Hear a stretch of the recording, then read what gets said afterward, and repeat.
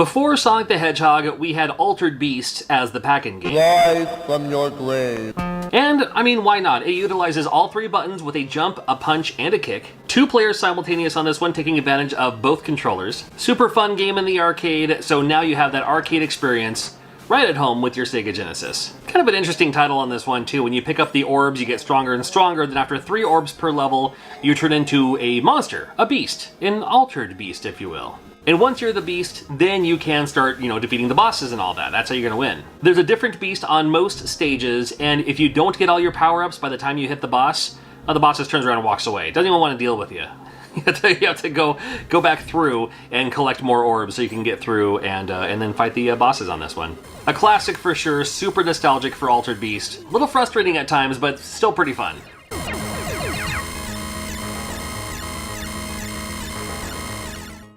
Golden Axe came out a couple of months after the Sega Genesis released. This one, to me, should have been the pack-in. However, it came out later on, so you're getting your money out of it anyway. Golden Axe, one of my favorite arcade games for the time for sure. 3 characters you can choose from. They're all, kind of play about the same anyway. Yeah, with their own strengths and weaknesses all the same. The game loves to troll ya. If you have 2 characters on screen, they will find a way to get on both sides of you, which is almost why you need to play this game as a 2-player game. It is 2 players simultaneous, and gotta love that. I love the fact that it also features magic that you can use. You can actually launch magic, and however much magic you collect, that's how powerful your magic is going to be. It also features little animals you can ride too. I mean, there's dragons later on as well, but it's kind of a fun idea that you can, pick these guys up and use them to your advantage. I still love playing Golden Axe today. Love this game so much, and definitely hate it. You know what? It came out in 1989 for the Sega Genesis. It's a must-have for sure.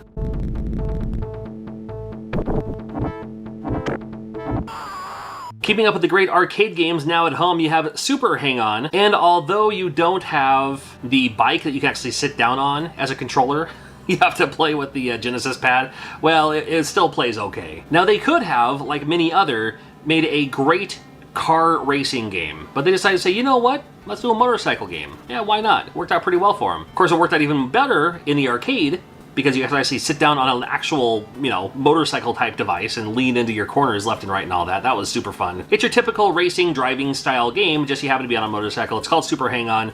Yeah, sure.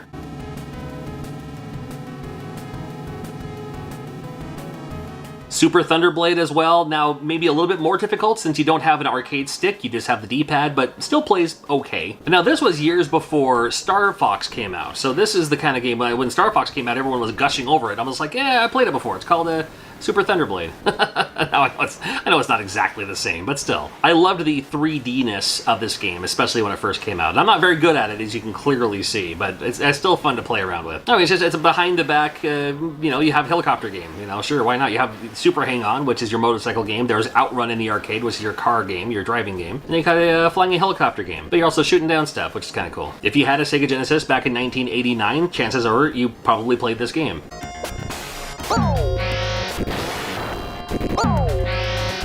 You also probably played Space Harrier 2. Now, Space Harrier in the arcade, absolutely love it. In Space Harrier 2, the frame rate is a little off for me on this one, but I still find this game a lot of fun. I mean, to me, the first Space Harrier, man, you can't top that. It is what it is, and I hate to say that phrase, but it really is. That's the game. That's Space Harrier. Space Harrier 2, well, looks cool. The music's a little different. Still plays the same. Again, I wish you could overclock it or something with the frame rate to make it a little bit more smooth, but I still had a ton of fun playing Space Harrier 2 on my Sega Genesis.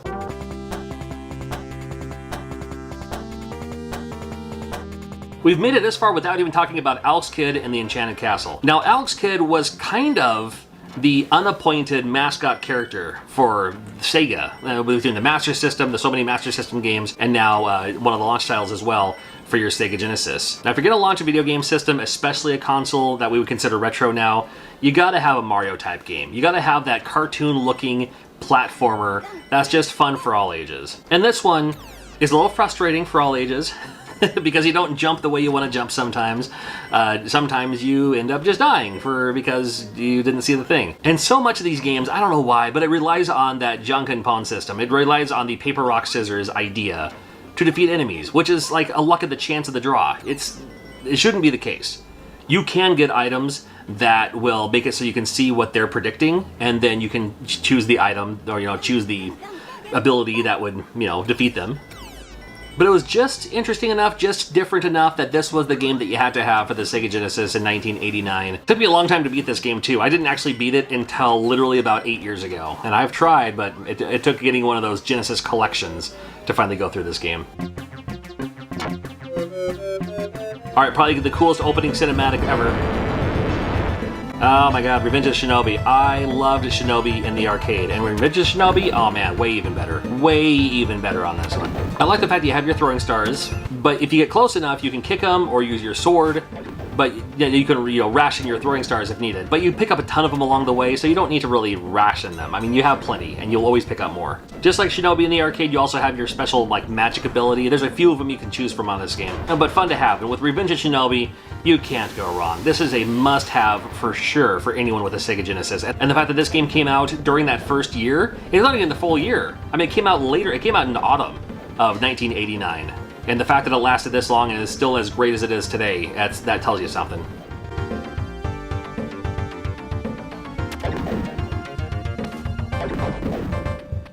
A game, admittedly, I don't see a whole lot of people talk about. Rambo 3 was one of the first year games for the Sega Genesis, and it's pretty decent. It's pretty fun. It's that top-down overview, shooting the enemies. You have your couple of little upgrades too. You have a knife if you want to use that to get close enough, but you also have your exploding bow and arrows. You even have bombs you can use. I do like how sometimes it goes like this behind the back view where you're defeating this helicopter, for instance, and that's, it just gives you a little bit of a variety of gameplay.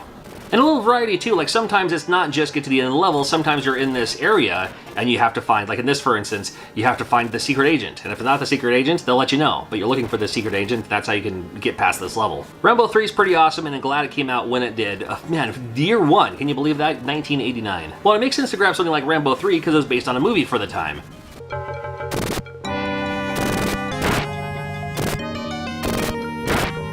Then you have games like Mystic Defender for the Sega Genesis, 1989. It's not based on a license, it's not based on an arcade game that I know of. So here in America, you're just well, it looks pretty cool. And when you pick it up, you'll learn quickly that, yes, it's actually very cool. I mean, they could have reduced everything down and maybe put it on a Tengen cart for the NES, but it still wouldn't feel the same as Mystic Defender does for the Sega Genesis. Just, there's everything about this, and you can actually get your weapon upgrades too to, get better type of weapons and stuff like that. I mean, sure, it's basically just, beat the horde. Just, there's so many enemies coming at you, you gotta defeat them before they defeat you. Got some pretty creative bosses in this game too. It scrolls left and right and up and down.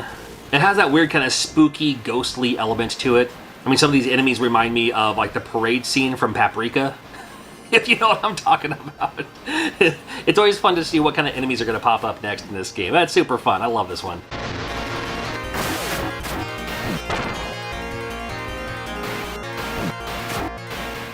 Okay, what about Thunder Force 2? This was a pretty cool one. Well, I thought it was pretty cool because you can go anywhere on the map. You're overworld. So, I mean, it's not just, side-scrolling up and down, left and right. You're just going all over trying to get to where you need to go.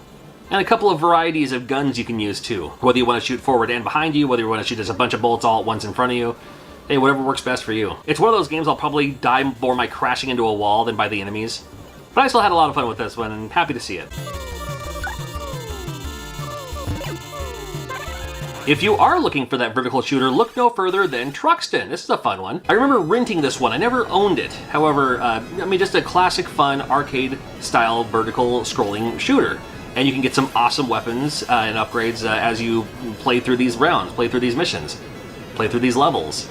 Fun enemies, big enemies. It's a classic. A lot of people look out for this one. Harder to find if you're looking for a legit cart. Fortunately, our friends at Retrobit did make a re-release of this cart, so it might be a little bit easier for you to find if you're looking for a physical way to play this game. Retrobit may be the way to go, but if you can find one at a yard sale or pawn shop or something like that, man, definitely pick it up.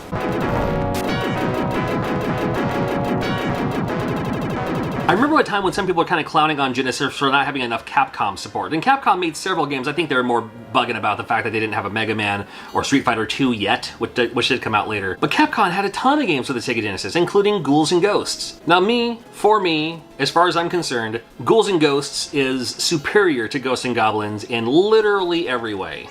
I know a lot of people love the original. A lot of people just that's the first, but it's no. Ghouls and Ghosts, that's the one to get. I liked Ghouls and Ghosts because it featured not only the wizard that would like transform you depending on which level you were, if you had like, you know, if you're armored or armorless or have your gold armor, but also it has the gold armor, which gives you whatever weapon you have, it gives it like a special magical ability when you charge it up. And so hard to keep it because still with this game, like with Super Mario Brothers, when you get hit and you go all the way back down to Small Mario, this game you can have the gold armor, you get hit, and you lose everything. You gotta find your regular armor and then find the gold armor again. It's hard to keep up sometimes. So you just have to know the patterns and know when enemies are gonna come out so you can defeat them before they get you. As always with Ghosts and Goblins or Ghouls and Ghosts or any of these games, the bosses are always kind of fun. They're always kind of a little spooky, always a little creative. I like the fact they have big creative bosses. That's Capcom for you. I first played this in the arcade, and then when I played it on the Sega Genesis, I was like, oh, it's basically the same. Basically the same, and I'm okay with that. The arcade version of Ghosts and Goblins and the NES version of Ghosts and Goblins, not so similar. This one's pretty close.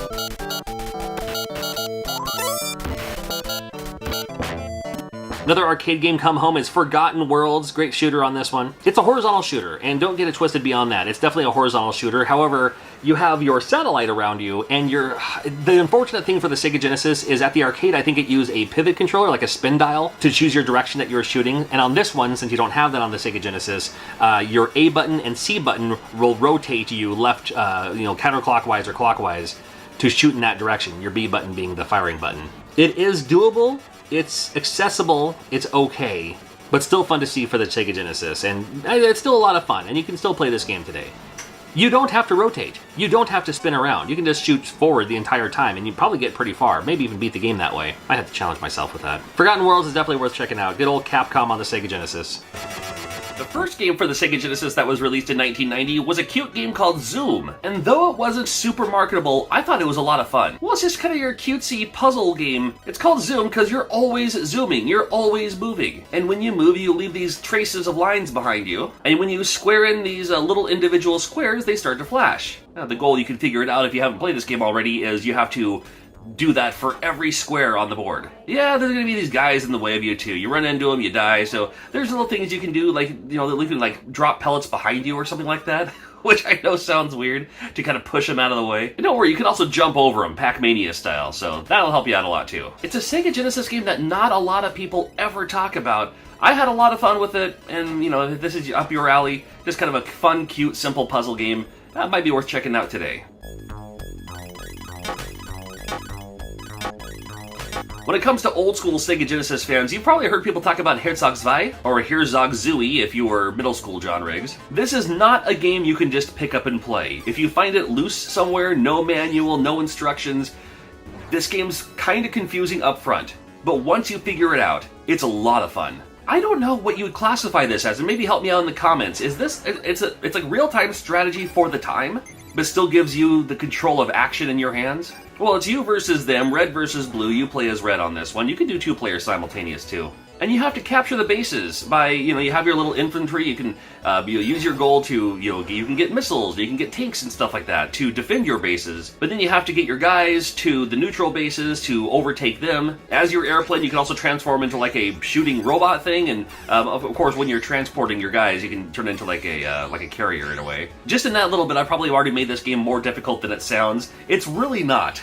And it really is a lot of fun. I grew up with Transformers and GoBots and stuff like that, so I loved the fact that your plane could transform into a robot, so you could fight the other robots and stuff on the ground. And of course, transform back into an airplane and fight your airplane guy too.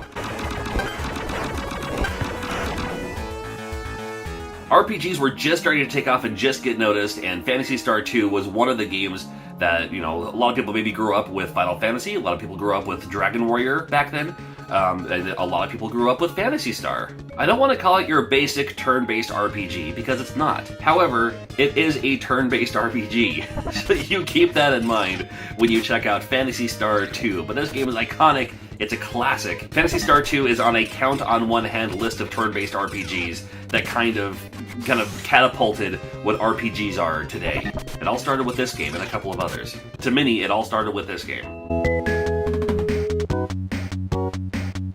From the pretty complex to the basically simple, we have Shove It. I just love the name Shove It. Well, it's your box pushing game, push the boxes into the spots. And as simple as this looks, and as simple as it is in its design, you can do this game, and many games have been available like this for a lot of consoles. I remember this game getting a lot of press back then.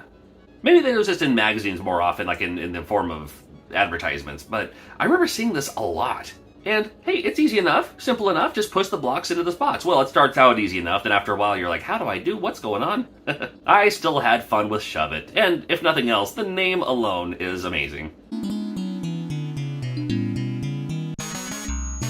We had Air Diver that admittedly looked cooler than it played. Yeah, I'm not talking about the best games for the Sega Genesis in 1990. It's just, here are some of the games that I was nostalgic for. I remember playing them, I remember picking them up, I remember renting them, and I remember thinking, Air Diver, hey, that looks kind of cool. Looks like a fun little flight game, you know, kind of like an Afterburner style game. Well, it is. It's basically Great Harvest Afterburner. And that's not even that, it's Good Harvest Afterburner. I mean, it's not terrible, it's just, we already have Afterburner. Well, unfortunately, Afterburner 2 also came out right around the same time for the Sega Genesis, so you're good to go. Now, this game is amazing. I was a huge fan of Afterburner, both 1 and 2. You're constantly moving, shooting the other guys out of the skies, you got your rockets as well. It's Afterburner. It's an arcade classic, and Afterburner 2 for the Sega Genesis. It was a must-own back then, I think. Anyone else grab Super Hydlide because you thought it was going to be like a super awesome Legend of Zelda style game? Oh boy, were we wrong. Well, I mean, it has its charm, I'll give it that. But man, this game is pretty rough. It plays a lot like the NES one, and if you've never played the NES one, good. You have your overworld, and you have to, you know, attack your enemies just by standing right next to them and hitting your attack button. Hopefully they won't attack you in return, but of course they do. They're enemies, it's what they do. I did like the fact you could speed it up, so you could just, like, you know, die quicker and get this game over with, I guess. I don't know. If you liked Super Hydlide, let me know in the comments. Maybe you're nostalgic for it. I am nostalgic for not liking it. Target Earth was another game that a lot of people were talking about as a, oh, you have a Sega Genesis, you gotta check out Target Earth. And admittedly, and this is just me, probably not you, this is just me, I remember finally getting around to looking at it after a year or so. People saying, oh man, Target Earth, you gotta check it out. And I remember being like, okay, you know, alright, it's okay, you know. But I get it. I mean, it's kind of interesting. You can go through and you can get different weapons. You can, you know, shoot the other enemies down and stuff like that. It's not a terrible game. It isn't. And a lot of people love this game. I just need to find that charm of why you like this game. And maybe because you're nostalgic for it, and I'm not. I ended up not playing this game until years later. I mean, the game looks pretty cool, especially for its time. It plays this robot that you can kind of, you know, just move around and shoot the other robots and aliens and stuff. I mean, I'm guessing those are aliens inside these robot things. I don't know. I'm sure you love this game, but, you know, I don't know. DJ Boy was an interesting brawler, like a beat-em-up for its time. You're constantly on roller skates, so you're constantly moving. And then you also have to fight these enemies that are coming at you as well. You got your, you know, your A, B, and C buttons, your punch, kick, and jump. It was just an interesting way of doing it. Like, you know, I loved Double Dragon for its time.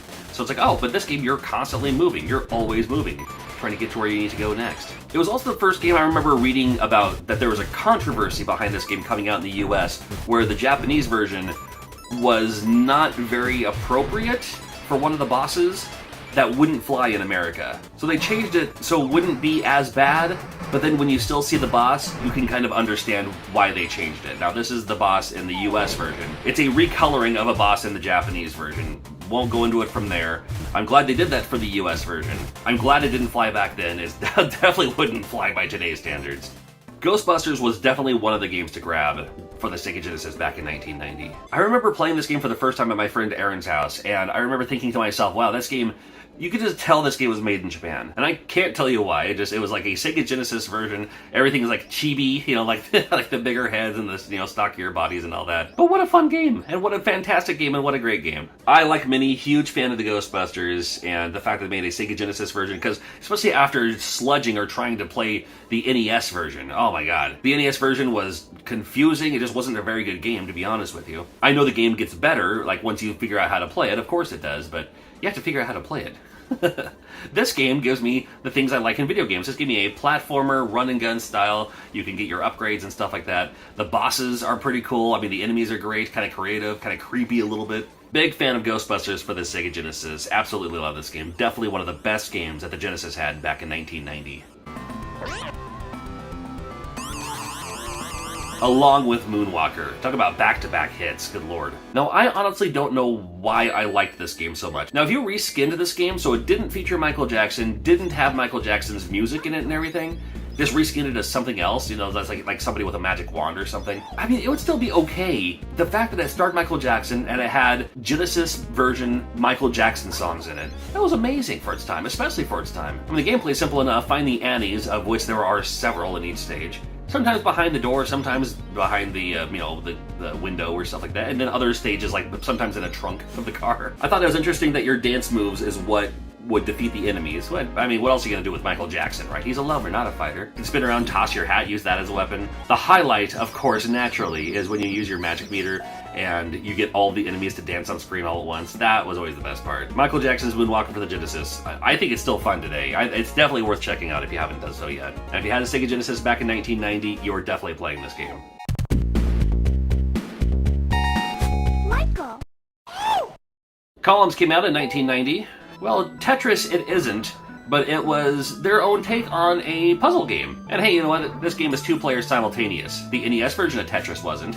Well, the Tengen was, but still, that's beside the point. It's called columns because these pieces are always in columns. You cannot lay them flat, however, you can kind of cycle through them to get you where you want to place your gems. It's a match 3 in a row, across, down, and diagonal. That'll clear out the pieces. It's still not a bad game, and it would tide us over until the Puyo games came out.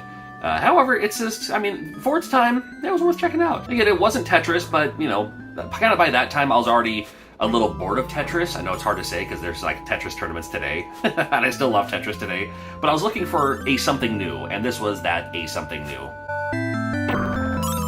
Got Shadow Blasters from SEGA's Creations, and look out for SEGA's Creations games for the SEGA Genesis. They may not be as popular as a Konami or a Capcom, but the SEGA's Creations games for the SEGA Genesis were all pretty good. Unique, something new. Anyway, we'll talk about more of those games later. Shadow Blasters lets you choose one of 4 different characters, each with their own ability. And it's your basic, shinobi-ish style, just kind of like run and attack the enemies kind of game. If you lose one of your players, don't worry about it. You will start again as one of the others. So instead of having lives, you only have 1 life. But you have 4 characters, so you have those 4 lives. Imagine if they would have reskinned this as a Teenage Mutant Ninja Turtles game for the SEGA Genesis. This game would have sold a bazillion copies. But they didn't, and it's still, I think it sold pretty well. I'm sure it did for its time. And it's still a fun game to go back to today, where you've already played the Sonic games, you already played the Shinobi games. You're looking for something new, but still has that nostalgic vibe. I'm telling you, these SEGA's Creations games, including Shadow Blasters, I think they're great. I liked charging up your weaponry to see like what kind of special power each of the characters had. Yeah, fun game. I like this one.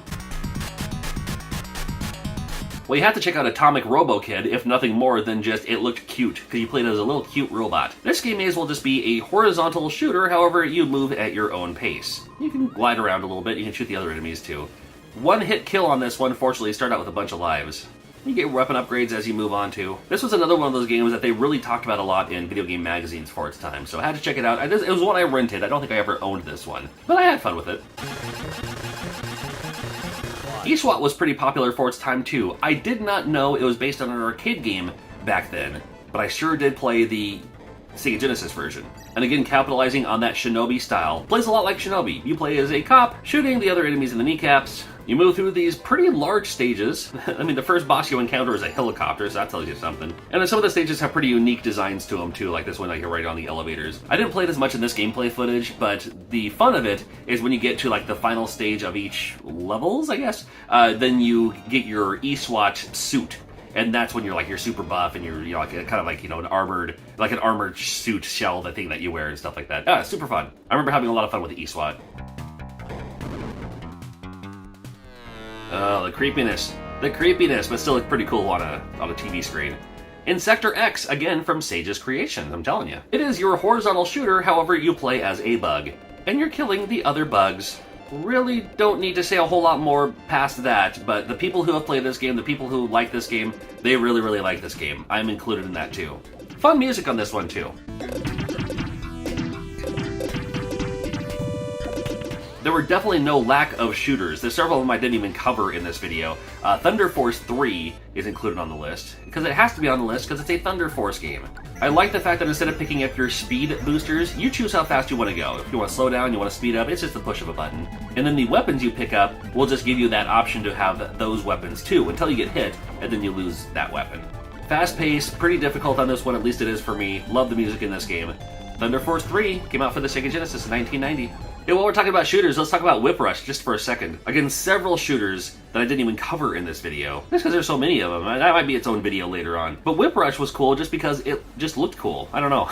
I can't even describe it. It's just another horizontal shooter. There are so many of them. And this one stood out to me, and I don't know, maybe it didn't for you, I don't know, but I remember seeing a lot about Whip Rush, and it's like, oh, you gotta check it out. I remember it was kind of hard to find, too. It may not be hard to find now, but at least it was for me back then. Alright, here's the arcade port I've been waiting a long time for. This is Strider. If all you know about Strider is the NES version, that is completely different from the arcade version, which was ported to the SEGA Genesis as well as other consoles. Well, you play as Strider Hiryu, and you have your giant sword, your Cypher. And for some reason, I remember the Cypher being more popular than the character itself or the storyline itself or anything else. It was all about that giant sword. Well, this is no different than Berserk or even a Final Fantasy VII, I suppose, when you think about it. But you don't even see the sword move so fast. You just see the little swing that it makes. And you do these little acrobatic, like cartwheels and stuff in the air. The stages were pretty fun. The stages were unique. It's a little clunky in control, but the arcade version was too, so don't worry about that. It was just fun to play through this and see what the next level was going to be, because you never knew. Everything from on the ground to like the snow area to the jungle. You're on like an air base and stuff like that later too. Loved Strider in the arcade, and it played so well on the SEGA Genesis. So happy that they did this version. I don't know if you'd consider it uncommon, but a lot of people don't really talk about Burning Force. Well, it had that anime style that I didn't know I was going to be so fascinated with until years later. And Burning Force itself, well, it's a behind-the-back shooter, like you're on this little hovercraft thingy. I'm not exactly sure what this is. It's like a hover jet, like a hover jet ski thing. Kind of like Space Harrier. I was more infatuated with how it looked than how it played. And yeah, it played okay. It played fine. I just thought it looked really cool, though. I had to check out Burning Force. Dynamite Duke is another game that came out in 1990 for the SEGA Genesis. I think of like an Operation Wolf, but instead of just being like a target on screen, you can see yourself too. And you have a giant hole in the middle of you, so you can see what's through you as well. I thought that was an interesting way of doing it. I mean, it could have just been a wireframe, like Punch-Out style, but that'll work too, I guess. Yeah, shoot the other enemies and stuff like that, grab your upgrades, grab your items, shoot the tanks, and then you see yourself because one of your buttons is to use your gun, naturally, but then you can also punch and kick enemies when they get close to you, too. And I thought that was a pretty interesting way of doing things. So, Dynamite Duke, very cool. Granada was a pretty fun game as well. I've talked about this on my channel once before. It's a little bit like Gauntlet if you were a tank. You have this giant overworld map, and you have like these enemy depots that you have to destroy, along with the enemies that come out of them, of course. You do have your map on the side there. That'll let you know where the enemy depots are. Sometimes it's not just as easy as going in that direction. Sometimes you gotta find like some narrow hallway or something like that to go around buildings, get to where you need to go to defeat these enemy bases here. You pick up fun little items along the way too that'll help you shoot the other enemies down. Very, very cool, very fun. And then once all the enemy depots are defeated, then the giant boss comes out, and you gotta deal with that now. And it's called Granada, came out late 1990 for the SEGA Genesis. Fun game, I still like this game today.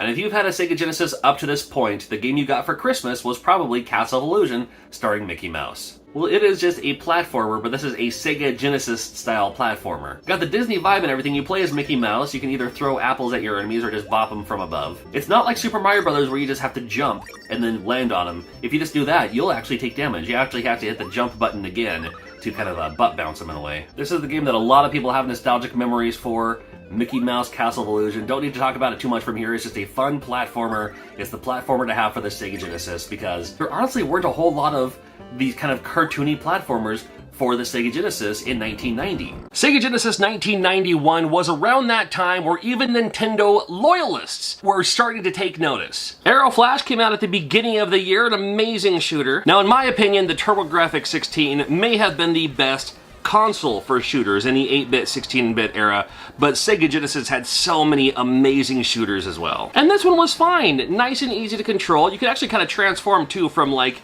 flying mech to airplane, which I thought was kind of cool. I was a huge fan of Robotech growing up. So the fact that you could do this, I thought was pretty cool. And then depending on if you're an airplane or kind of the mech feature, whatever the other, form is called, You might have a different weapon crash, like, you know, the airplane shoots out a bunch of bullets all at once, and then your little mech character kind of just turns invincible and you can just crash into whatever you need. Arrow Flash was super cool. I'm pretty sure I rented this at least once. Oh my god, Sword of Vermilion! In my top 5 favorite video games of all time, Sword of Vermilion blew my mind. I first saw this at my friend Aaron's house because he had a Genesis before I did. It took all the things I loved about video games of the time, and even things I loved about the video games I didn't like at the time. Like, I wasn't a big fan of turn-based RPGs, but it looks a little like that, but not so much when you get into the fight scenes, and you'll see that here in a second. Now, if you play this game today for the first time, it runs a little slow. And I don't mean this is running on a PAL console, I mean, like, there's no run button. You just, it's, you know, it's kind of a sludge, right? Because I loved when you were out of the towns and caves and everything, it turned to this kind of first-person perspective, but you can see the map when you get the map. And then when it runs into a battle, then it turns into that kind of, you know, you're actually hitting the button to slash your sword. Or use your magic, too. A lot to see, a lot to explore, a lot to play in this game. People who played this game for the first time may have used grid paper for the first time when they're drawing their own maps. I can't talk highly enough about Sword of Vermilion. I wish we'd have a sequel. These were only 3 games in, we already got another shooter. Well, this is Airbuster, also came out at the beginning of the year. And it's just another shooter worth talking about because they're just fun. You know, it was during a time when bullet hells weren't the only style of shooter. I know people love bullet hells today. I don't. I mean, they look nice, but it just becomes a... I just want to see games that look like this. Give me that UN Squadron looking... I know I'm talking about a Super Nintendo game in a Genesis video, but just give me that style of, you know, airplane shooter game. And Airbuster's a great one. Bimini Run I thought was interesting because instead of driving a car, you're driving a boat. They didn't have a whole lot of kind of not first person, like, you know, the third person over the shoulder perspective boat games. And this one you can also, like, shoot the other boats. Gain Ground, a classic Genesis game. You see this pop up on a lot of those, like, Genesis mini consoles, Genesis collections, and I think it's pretty cool, and I think it's worth checking out, especially for 1991. Now, a lot of people don't care so much for this game. I like it, though. Couple ways to win. You can either make all of your characters go through the exit, or just defeat all the enemies. And there's multiple people you have, multiple players, and you can kind of pick up new players along the way, too. And if you happen to die, you'll stay there, so you can still be rescued and then taken through the exit. But you do have to be taken through the exit for you to have that character playable. Tons of stages, they're all kind of these single screen style. Couple of shots you can do, you can either like shoot in front of you or lob a shot over like a hill or a bunker, something like that. Well, it'll be like, you know, in Commando where you can either shoot in front of you or lob a grenade. You know, things like that with Gain Ground. I don't know, I still come back to this game every once in a while. Are we doing a shooter every other game? Let's go. Well, there's so many great shooters in 91. And Musha was another one, metallic uniform, super hybrid armor. Most people know this game for the price tag, but I know this game as just being a fast action vertical shooting game. You call it a shooter. I guess you could call it a shmup if you like. Shmup is kind of a weird word. You can call it whatever you want, and call it expensive too while you're at it, although it doesn't have to be because Retrobit did those re-releases. Either way, I mean, again, this came out in 1991. There are several ways to play this game if you just want to play this game. And Musha, I think, is worth checking out. Crackdown from Sage's Creation, and don't let the Sage's Creation kind of weird logo fool you. The Sage's Creations games on the Sega Genesis were all pretty decent. And this one was kind of a fun game for its time. It reminded me a little bit of a Metal Gear, but not exactly a Metal Gear, if that makes sense. Because you have that overhead, whatever view, but you have to place your C4 explosives, I guess they're just whatever they are, explosives, on the X's on the wall, because you have to do that and then leave, and then the entire place blows up. I liked how it gave you a map, and it gave you your play screen, and it also told you what enemies are there and what those enemies, how those enemies attack, so you're not surprised. But I thought that was a great idea for a game like this. Now, you can also play this game 2-player as well, so that's very, very handy. Love those 2-player Genesis games. And Crackdown, I think, is super fun. Well, there's a whole lot of Dick Tracy going on in 1991. Had the great movie. I'm a fan of the movie anyway. I didn't really read the comics or anything like that. But I liked Dick Tracy because you had your 3 buttons, which meant you had your 3 options. Here you can jump, you can shoot in front of you, and then the other button shoots into the background. So you got your Tommy gun, when there are things in the background, you can, you know, windows shatter and stuff like that too. I thought that was a fun idea to have that other thing to look out for. I also liked the fact that with Dick Tracy, like the NES version was completely different than the Sega Genesis version. You know, a lot of times during this time, it'd be one game for multiple consoles and they'd kind of all be the same kind of. Now, they're completely different on this one. Flicky looks like a game made for toddlers. It is not. A lot like Mappy, Flicky just has that look that makes you say, like, oh, this is for kids, but no. No, it's a lot tougher than that. I think it is anyway. Maybe you don't think so. You're the bluebird, and you have to get all the baby yellow birds through the door. You can either do it one by one, or get a big old trail of them, a tail of them, and yeah, that's how you can rack up the points, by, you know, dropping them all off all at the same time. And there's other cats in the way. Of course, it's cats when you're dealing with birds. And you have to, you know, kind of take care of them along the way, too. It does scroll left and right, but as you can probably tell and see that the screen scrolls left and right, but it's really kind of the same screen, if that makes sense. Well, James Pond came out, and I wanted to mention this game super briefly because this came out early 91, and keep that in mind. This first James Pond game, not great. Throwing it out there. Junction was a puzzle game that was like, when you see that, you're like, oh god, it's another one of these. You know what I'm saying? I think it's fine. I don't mind these style of games. I honestly don't mind these style of games, but it always gets to the point where it's like, I got this. I'm great at tile sliding games. And then I totally don't got this. But, yeah.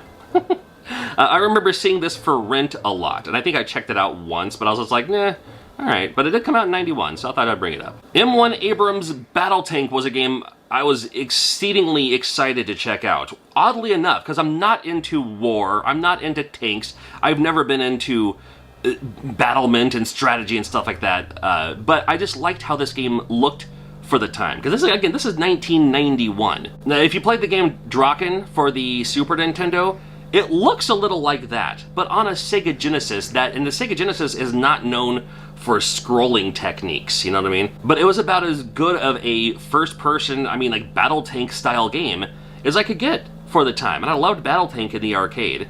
We certainly didn't have VR back then. But I liked this game quite a bit. I mean, just for being what it was, I thought it was fine. Wardner was a game I was confused by the title, because I knew this game as Pyros in the arcade. I think it's called Pyros in the arcade, right? The same game. They call it whatever you want. It's the same game, and it was an arcade game I really, really liked. Platformer. You shoot fireballs, but they kind of go down at an arc, so you have to, you know, keep that in mind when you're attacking these enemies here. It's a fine platformer. It gets, like, ridiculously hard near the near the end of the game, but still had a lot of fun with this game, and it plays great on the SEGA Genesis. It really does. I will never not talk about Bonanza Brothers. You play the bad guy, 2 players simultaneous if you'd like. You have to collect all the items by avoiding the police officers. It looks cartoony, but you just go through these stages and collect all the items and move your way to the exit, and you can go on from there. Better as a 2-player, but fun to see. And it came out in 1991. Midnight Resistance, well, we didn't have Contra Hardcore yet, so this game from Data East was basically our Contra game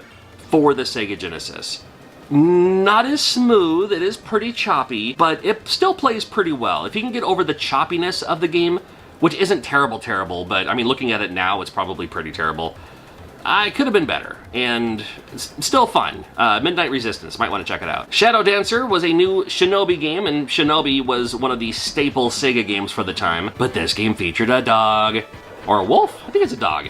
Still plays like Shinobi, so if you're into the Shinobi games, perfect, and then the gimmick behind this game is you can also send your dog out to keep the guys in place. So then you can do your thing to get rid of those guys. And of course, you're doing the rescue, the kidnapped, and whatever. If your dog is attacked, it turns into a little puppy, which I thought was cute. Shadow Dancer, super cool. Right, so you hear Sonic the Hedgehog? This game blew my mind when I first saw it. I don't need to talk a lot about Sonic the Hedgehog, honestly. But when I bought my SEGA Genesis, because I was planning on buying one anyway, I was saving up for one. By the time I could purchase a SEGA Genesis in 1991, Sonic the Hedgehog was the pack-in. SEGA could have said, this is the new game, you're gonna love it. But instead of that, they said, you know what, it's gonna come free if you now buy a SEGA Genesis. And it worked. SEGA said, you know what, this is going to be our new mascot, we're putting all of our money into it, and it worked. Batman from Sunsoft, different from the NES version. And again, with the Batman games, they're either really good or really not. And I think this Batman game's totally decent. I think this Batman game is a lot of fun. It's just fun enough and just difficult enough that if you play it enough, then you'll be fine. You'll be fine. You got your batarangs, you also have your grappling hook for those later stages and everything. Got some boss battles. It's Batman. You can't go wrong. It's Batman. Well, you can go wrong, but still. Alien Storm was a great idea for me. I was a huge fan of this style of beat 'em up, but it wasn't just a beat 'em up because each of the three characters had their own weaponry to defeat these aliens. And I just thought it was kind of cool and creative and weird, kind of gross sometimes. What these aliens looked like. You got your, multiple, instead of multiple hit combos, it's multiple weapon combos. You can also roll and dash and use your weapon crash if you'd like. Sometimes you go inside these buildings and it turns into a different style of game, kind of like an Operation Wolf style, shooting all the other guys and stuff like that. So, Alien Storm, I'm a huge fan. And I love the fact if you play as the robot and do the weapon crash, you blow up, but then your secondary body comes out and screws your head back on. And I thought that was amazing, and we'll see it one more time.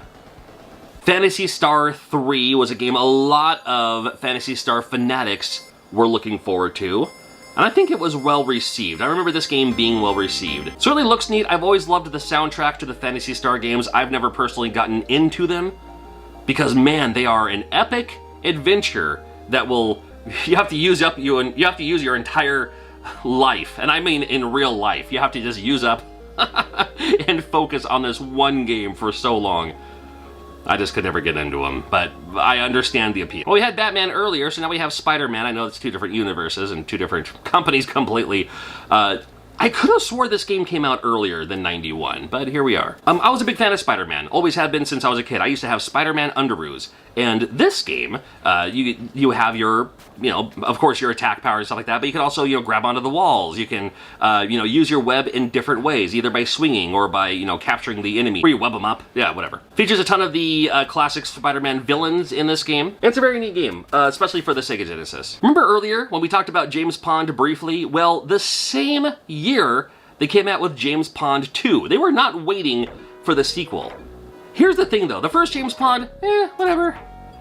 James Pond 2, I gotta tell you, I really liked this game. I played it all the way through. I rented it, beat it that weekend, and I don't know what it is. I mean, it is that European style. You can tell just by the excessive shading and how everything's like animated. But I was just drawn to this game for no reason. But I just love this game. And even capturing this footage here just briefly, I was just like, oh, this is kind of fun. I might have to go through this game. Maybe I'll stream it on Twitch or something. Pretty cool opening here with Fatal Labyrinth. It was one of the first games I remember hearing about that was just completely randomly generated every time you played it.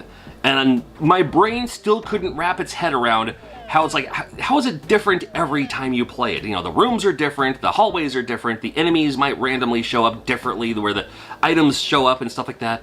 So it's like, you can get one game and play it forever.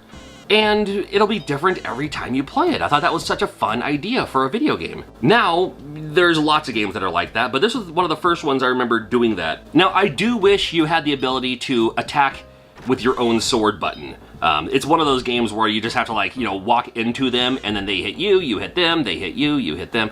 I'd rather just run and dash and whatever. But another pretty cool and kind of similar opening with our next game. And this game is Arcus Odyssey. This was a game, came out in 1991. It was a game I didn't play till later in life. I didn't have it, none of my friends had it, and my local video stores that rented Sega Genesis games did not have it. If they did, I would have checked it out, because I remember seeing it in magazines and thinking to myself, oh my god, this game looks completely awesome. So then it wasn't until later, when I finally found a copy used or whatever it was, where I said to myself, oh my god, this game's amazing. It was everything I was looking for in a video game. And what a fun game. Arcus Odyssey is one you should check out if you, like me, didn't grow up with it. Jewel Master is another game I can't recommend enough. Pretty difficult near the beginning, but once you get some more rings, it certainly, helps you out on your quest. The gimmick behind this game, you look at it, it's like, okay, it's like, any other style of game, whatever, a little generic, I guess, with the graphics and all that. Not terrible, but, not the best we've seen so far. But the gimmick is you have these rings, and, by nature of what rings you're wearing, you'll use those items. So you can have a fire thing, you can have a protection, whatever, wall, something or other. But then later on, you might get another ring, and that's when you can combine powers. So now you can have this, and you can have, whatever that says. Or you can put it on the other ring where the fire is, and you can throw out fireballs. And imagine the other rings you'll find later in this game. That's the draw and to me the fun of this game is never mind beating the levels. What happens when I combine these two rings? What power do I get? That's to me was the fun part of this game. And it still is. I'm gonna tell you right now, I don't think there's anybody on this planet who likes decap attack more than I do. And I don't know why. I love the music, I love the creepy vibe, I love the spookiness. And here's the thing, I'm not even the biggest fan of Kid Cool or Psycho Fox. You know, because it plays like that style of game. Kind of slippery mechanics. You can pick up the alternative thing that you can also throw. In this game, it's your head. Yeah, that's right. You can find a skeleton head that you can chuck at other enemies and stuff like that. But I don't know what it is. But I love the colors. I love the music. I just love everything about this game. Huge levels. Great level design in my opinion. And it's just a fun game. You're making your way. There's so many worlds, so many stages. I think it's like 3 stages per world. There's a lot of worlds. There's other items you can pick up, like potions that you can use that might freeze time or might, defeat enemies on screen, stuff like that. It's just fun. I love this game. I love it. I love it. Road Rash, there have been other variations of Road Rash along the way. The first time I ever played it was this one right here on the SEGA Genesis. And I loved the idea of a racing game that you can also beat people up. I mean, what's not to love about that? You're driving along. You're right next to them anyway. Why wouldn't you just, kind of politely kick them over or something like that? Well, that's what Road Rash is all about, and that's what I loved about this game. And don't worry about it, too. You can also get knocked over. The fun thing is, it's not fun. The fun thing is, if you get knocked over, you do your little spill and slide and tumble, and then you have to run all the way back to your bike. And in doing so, there's also other bikes on the road that might get you again. That's always fun. The first Streets of Rage came out in 1991. Again, I would have thought this would have come out earlier, but I guess I'm wrong. I mean, I know I'm wrong because this game definitely came out in 1991. It said so right on the title screen. It's the one that started a new craze. There's always been the argument, is Streets of Rage better? Is Final Fight better? Shouldn't be an argument because Streets of Rage is definitely better. Final Fight's fine, but Streets of Rage, and Final Fight doesn't have the Yuzo Koshiro soundtrack, so there you go. Anyway, Streets of Rage is great. We saw Marvel Land. I loved the Namco games on the SEGA Genesis. That might be another video later, because the Namco games on SEGA Genesis were their own thing, because a lot of times when a game came out from Namco, it was mostly a arcade port. And this game was just its own fun, kind of platformy, very colorful, that you would expect from Namco, featuring a new character that I've only seen in this game. I mean, maybe this character exists in other games, but not that I'm aware of. Yeah, Marvel Land was a fun idea for a game, and it was just a nice, a little bit of a breath of fresh air, because a lot of Genesis games were really gritty in their design and in their look. No, I don't mean all of them, because, of course we have like Sonic the Hedgehog and stuff like that, but something like this, it was fun to see. It's fun to see them doing something like this on the Genesis. Mercs was definitely a must-play as well. Great in the arcade, fun here too. I think they kind of build this as the sequel to Commando, or the pseudo-sequel to Commando, also from Capcom, but just way better. Oh, super, super fun. Love me some Mercs. You can tell just by the gameplay style what kind of game it is. It's that. And it's awesome, and it's worth checking out. Check out Mercs. In the same year we had Sonic the Hedgehog, we also had Toe Jam and Earl. Now, if this came out first, I have a feeling Toe Jam and Earl would have been the co-mascots for Sega. But here we have Toe Jam and Earl. It's a game that a lot of people really liked, a lot of people gravitated to. I remember back then liking this game, but don't know why. I remember playing this game a lot, and not sure why, because it's not like, it's, I don't know. Like, I can't place my finger on it. This game is missing something. And I think what that thing is missing is an element of video game. I don't know. This game's missing something for me, and I don't know what it is. I don't know if it's just the controls or the fact that I was expecting more enemies for you to attack. But it's such a game where you're just kind of strolling along and just kind of grooving, I guess. I don't know. That came out anyway. Hey, what about Growl? Another great beat 'em up with a twist ending. I'm not going to spoil the ending for you, but the ending surprised me. I was like, I didn't see that coming. Anyway, what a great message too. This game is you're beating people up. That's the message. But who you're beating up are the poachers. So that makes it okay, right? Save the animal, but never mind your face. I'm gonna save the animals, but here, let me shoot you in the face. Because you're treating these animals wrong. Nothing wrong with that at all. And especially when you see this scene, you're like, oh, come on, I can't wait to get my hands on you. Growl is a great game. I love me some Growl. I want to check it out. Vapor Trail. Well, it's been a while since we've had a shooter in this game, and here's Vapor Trail. And again, just a very fun overhead shooter, and it's one of those kind of like those 1943 style games where like the more you pick up, the more bullets you can just like wave across the screen. Makes you almost invincible, it seems like sometimes. Beast Wrestler, well, I had to check out Beast Wrestler because it has the word wrestler right in the title. It's a wrestling game, but you play as these kind of mythical creatures. That's fine by me. Now, not a great wrestling game, unfortunately. However, it was a wrestling game, kind of. And still fun to see what the creatures could do. They couldn't do much, but they could do a little. We had Caliber 50. Caliber 50, in my opinion, would have been great if I could have just fired in the direction I was looking. But when you have these games where you can pivot and spin around, just like that other flying game was a Forgotten Worlds, where one button rotates you to the right, one button rotates you to the left, and then the other button is shoot.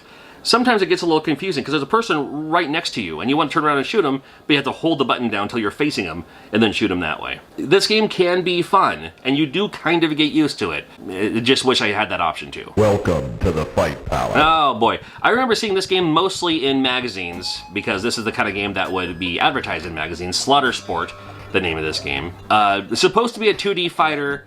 For me, it's more of a game where I turn my back to the guy so he can punch and attack me in the back of the head. That's how I play this game anyway, because I don't know how to play this game otherwise.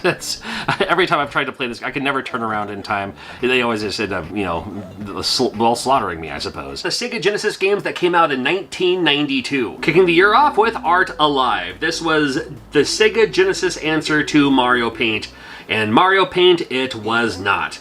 It was bulky, it was clunky, it was something. I mean, it was a thing that you could do some things with, but not a terribly great experience. But if you loved Mario Paint or even just liked working with what was that? And tell me in the comments if you remember the name. I'm not going to bother looking it up. It was that kind of Windows art program, a little bit like this. I mean, the only kind of redeeming factor, if anything, was it was licensed by Sega. So when you painted your picture or whatever, you could put like Sega characters on your thing and have them walk around. I don't know. That's not really a game. Let's play a real game. Ooh, I love Back to the Future.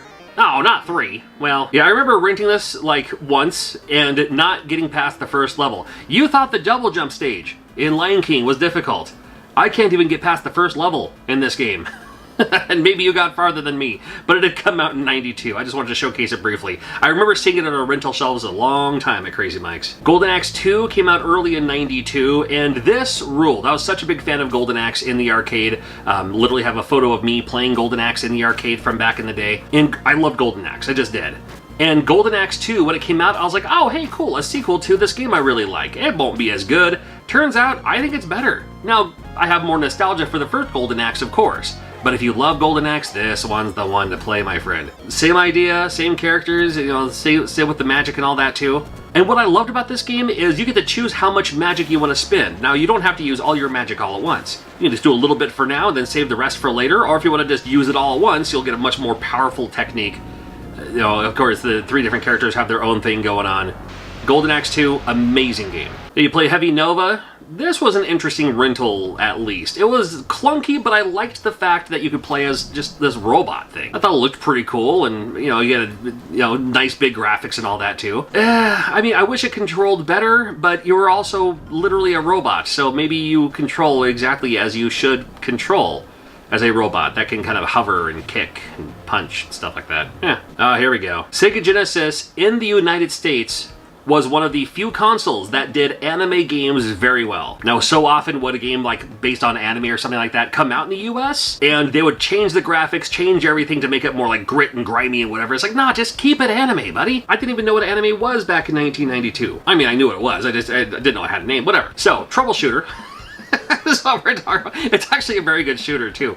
It has the 2 characters, but with your A button, you can pivot the person behind you to face either in front of you or behind you, which is going to come in handy as you play through this game. SEGA Genesis, a lot of amazing shooters on this system. Troubleshooter was a great one. And again, I love the fact that it kept it anime through and through. So it just had that look to it, just had that style and that feel to it, and I loved it. Any game that has this kind of like, the arts on the wall kind of thing, I love it already. This is Alicia Dragoon. I believe it's how you pronounce it. Alicia Dragoon. Very cool game. Very cool game. It doesn't get enough love. It's definitely one of those, do I dare say hidden gems? I just did. Fun game though. Fun game. You have your little electro blast thingy that you can use, and the more you don't use it and let it charge up a little bit more, the more it'll be a more powerful shot and you can use it longer. And you also have your dragon buddy, and you can actually swap out your dragon buddy as needed for when you need it. That's pretty cool idea for this game. And it just looks cool. Fun game. I mean, I don't know what else I can say about it. I think it's pretty neat. Hey, another game with that stuff on the wall. Oh, man. Yeah, Double Dragon 3, the Rosetta Stone. And if you played this on the NES, different from the arcade. If you played the arcade, this one's more similar to the arcade for a worse reason. I mean, it's funny. I mean, I don't care for the arcade game barely at all, just because it was the first game I ever saw. With DLC in the arcade, you actually have to literally put in a quarter to learn how to do a jump kick, or put in a quarter for more health. Put in a quarter for more health, I get that. I mean, Gauntlet did that. But this was beyond that, where you actually go to the weapon shop, and you literally have to purchase things with more quarters. Now, this game, of course, you don't have quarters, but you do start out with a bunch of coins that you can use as needed. So, pretty cool on that note. On the other hand, this is still just a clunky kind of game here with Double Dragon 3, which is too bad, because Double Dragon 1 was the best, and Double Dragon 2 was even better. And then 3 is just like, oh, come on, man. Well, whatever. At least you can jump kick the guys off motorcycles. Wouldn't be a Double Dragon without jump kicking guys off motorcycles. I am an insane fan of Exile and always have been. I remember I was just fascinated by this game when I first played it on the SEGA Genesis. Now, much later in life, I also played it on the TurboGrafx CD or the Turbo Duo, but I always come back to the Genesis one because that was the one I played first. I don't know what it is I loved about it. I liked the idea that it was still had the kind of overhead. It looked RPG-ish, where you're talking to the townspeople and you're walking around the towns and all that too. But then the battle mode is that side-scrolling, slashy style game that I absolutely love. Now, sometimes these caves, buildings, mansions, whatever you happen to be, get kind of monotonous with the doors. Where it becomes like the door maze, where it's like, oh, which door do I go in? And you go in the wrong one, and you're just like, oh, come on. You don't do that to me. But I do like this game quite a bit. Love the soundtrack too. Super nostalgic for Exile. Absolutely love it. And came out in 1992. It was one of those games that I rented definitely more than once. A little more anime looking stuff here. All right. Rolling Thunder 2. Very happy to see this. I was a big fan of Rolling Thunder, the first one, in the arcade. The one by Tengen on the NES was okay. I mean, that was a pretty good port of it, as far as, you know, NES to arcade goes. Or other way around, whatever. Not Double Dragon.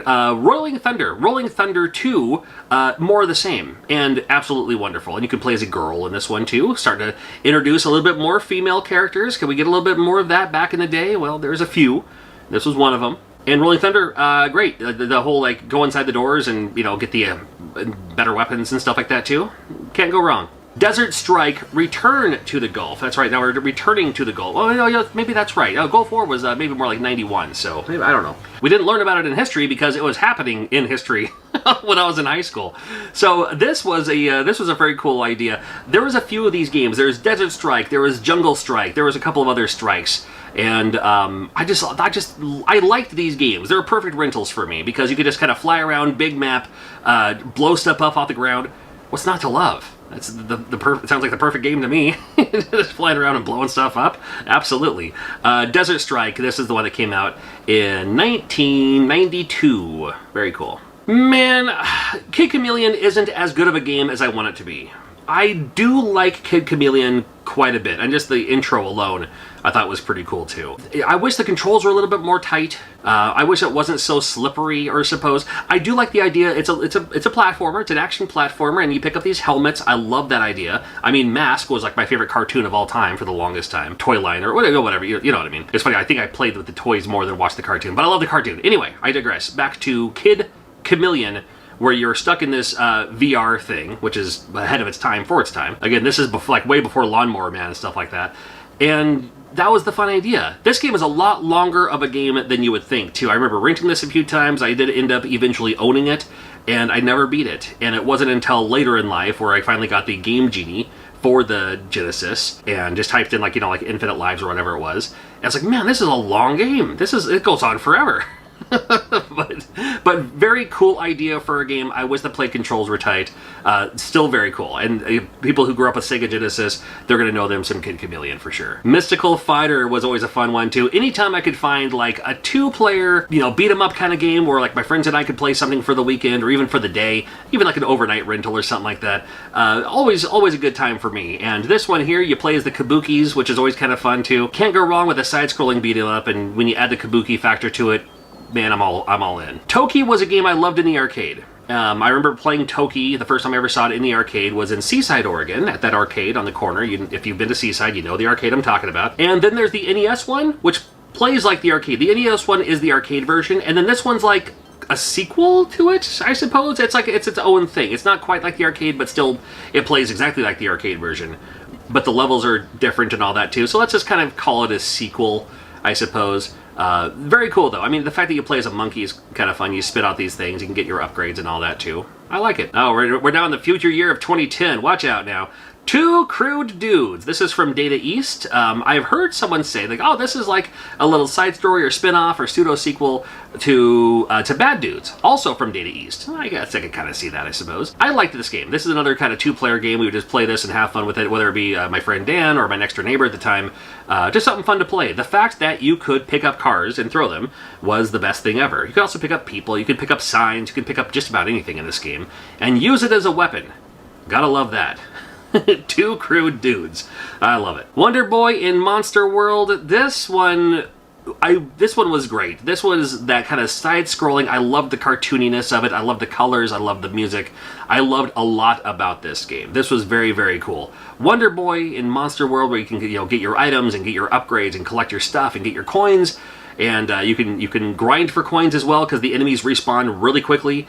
It has some platforming, jumping things, but Wonder Boy in Monster World, always a pleasure. Oh, I love the graphics on this one. Yeah, more anime for your face. Ernest Evans. Nobody told anybody that the animation does not have to go this hard in a game like this. It's like every little fluid piece of animation. It's like when you watch a cartoon today, and I'm not knocking the cartoons of today, but let's just take the animation, for instance. Watch a cartoon today, could be anything, and then watch like an old Popeye cartoon from way back in the day. The animation just flows like silk. And for some reason, the animation in this game does not have to go this hard. Like, we could have said, this game will be just as fun if it had like a 2-frame, 3-frame walking animation. But no, let's animate literally everything on this guy. Pretty neat game. Great soundtrack. You ever play the Valis games? Well, here's Sid of Valis. It was the SD Valis game that came out in Japan, but the Sid of Valis is what it was called when it came out here in the United States. And again, another one of those kind of anime-esque, is like, what is going on here? This is interesting. Playing some schoolgirl wearing the Sailor Fuku. Didn't know what that was back in the day either, but it's just another thing to see. And I was like, oh, interesting. Okay, this is a thing that Genesis has and Nintendo doesn't. Fighting Masters was an interesting one. I liked the concept of the different characters, and this was so Genesis for the time. The characters were like different beasts and stuff like that too. It wasn't just like dudes, but it was like, you could play as, here's Temu Audrey 2. Good enough. All right, Temu Audrey 2, here we go. But I liked the concept that you could play these weird mythical monster beast things in a game called Fighting Masters. Fighting Masters, why not? Hey, Splatterhouse 2, very cool. Splatterhouse 1 was fantastic for the TurboGrafx 16 is what I usually played it on. And then now we have Splatterhouse 2 for the SEGA Genesis, which more people can experience. That's what I liked about this, was because not a whole lot of people back then, especially back then, not a whole lot of people were into TurboGrafx 16. They just didn't have one, they didn't know about it, they didn't want one, whatever the case was. And I loved it. But the fact that I was like, when this game came out for the Genesis, I was like, oh, cool, finally people get to actually experience what Splatterhouse is. And Splatterhouse is fine. I'm not as gung-ho as most people, but I do like the fact that you can, it's called Splatterhouse. Who doesn't want to see stuff splatter? You gotta have the aliens, so it's not blood, so it's like ooze or whatever, ectoplasm? No, I wouldn't call it that. But it's something. It's definitely something. And Splatterhouse 2, it's a fun time. It's hard to put into words exactly how popular Looney Tunes still were in the early 90s. Where, people were still wearing the shirts. Marvin the Martian was super big, and the Tasmanian Devil was always popular. And then Tasmania got its own TV show back then. So we made a game called Tasmania. This Tasmania on the SEGA Genesis, different from the Super Nintendo one. This one's more of a platformer. This one has its own vibe going on, very Genesis-like. The Super Nintendo one's more of like a racy type, whatever with the Mode 7 and all that. This one's more platformy for your Tasmania experience. Check it out, if you wish. I do like these graphics for this opening little cinematic here for Green Dog. That's right, Green Dog. Green Dog was more popular of a game than I thought it should have been. And why not? You could have promoted any game during the time. It would have been fine. I just remember seeing this one a lot more in magazines. I don't know why they were really pushing this game. It's not the worst game ever, but it's, Green Dog. It's like, hey, you're at the beach, but you can't go in the water because there's piranhas everywhere. And you have this weird hat, and, your build is like some surfer dude, and I don't know. It's Green Dog. It's Green Dog. All right. Predator 2. Did you ever check out Predator 2? This one reminded me a bit of like Alien Syndrome, where you can like walk around the map and you have to, have to rescue the dudes, stuff like that too. Didn't really play it a whole lot, but yeah, Predator 2 came out in 1992. If you haven't checked it out, and maybe if you're a big fan of Alien Syndrome, like I was, might be worth checking out for you. Looking forward to streaming this maybe later. Oh boy, okay, alrighty. Superman, that's what this game is. This is Superman, this is from Sunsoft. Sunsoft, you probably know as one of the best NES companies, and they still had the DC license even on the Sega Genesis when it came to Superman. Would have liked to have seen a game like, I would have liked to have seen a Superman game made by Sunsoft on the NES. Didn't quite happen. Almost there. It was almost there. Didn't quite happen. This one, however, it is decent. This one's okay. It's Superman. I don't know. It's Superman. You can die. Well, not very super, are you? Hey, what about Biohazard Battle? This one's kind of neat because you get to choose which bug you want to fly as. Other than that, it just becomes a great shooter. And I think it's a pretty decent shooter, too, because you got your little backup, too, and the different bugs are different things. You can pick up your different items and stuff like that. You have one button, which is auto-fire. I loved games that came equipped with auto-fire, so I didn't have to use, like, an auto-fire button. But it has an auto-fire button, and then the other button, you can charge up your shot and give you a more powerful shot, too. I love having the option for that. And Biohazard Battle. Pretty cool. I'm going to go off on a limb and say nobody in the history of time ever rented or purchased Crew Ball because they wanted video pinball. They got it because they had the Motley Crue soundtrack. And that's good enough for me. Good enough for me. And as video pinball, it's okay. It's okay. And it's not every song in this game is from Motley Crue. There's a few of them. Motley Crue, cool. I have no problems with Motley Crue, but it's an okay video pinball game. But it does have the Motley Crue soundtrack, which makes it the best. What is up with the McDonald's games on the Genesis being amazing? This is Mick and Mac as the Global Gladiators. It is a McDonald's game. It features McDonald's. The soundtrack, again, insane. A game like this shouldn't have a soundtrack like this, but that was just the attitude of the time, or the tude, spelled with an apostrophe. That's right. It is a action platformer shooter, has that European style with the big colors and the big splatters, and numbers have shading on them for some reason. It's actually a pretty decent game. It might be worth checking out for you. Well, we're in November now because we have Sonic the Hedgehog 2. This is, in my opinion, the best Sonic the Hedgehog of the 2D Sonic the Hedgehog games.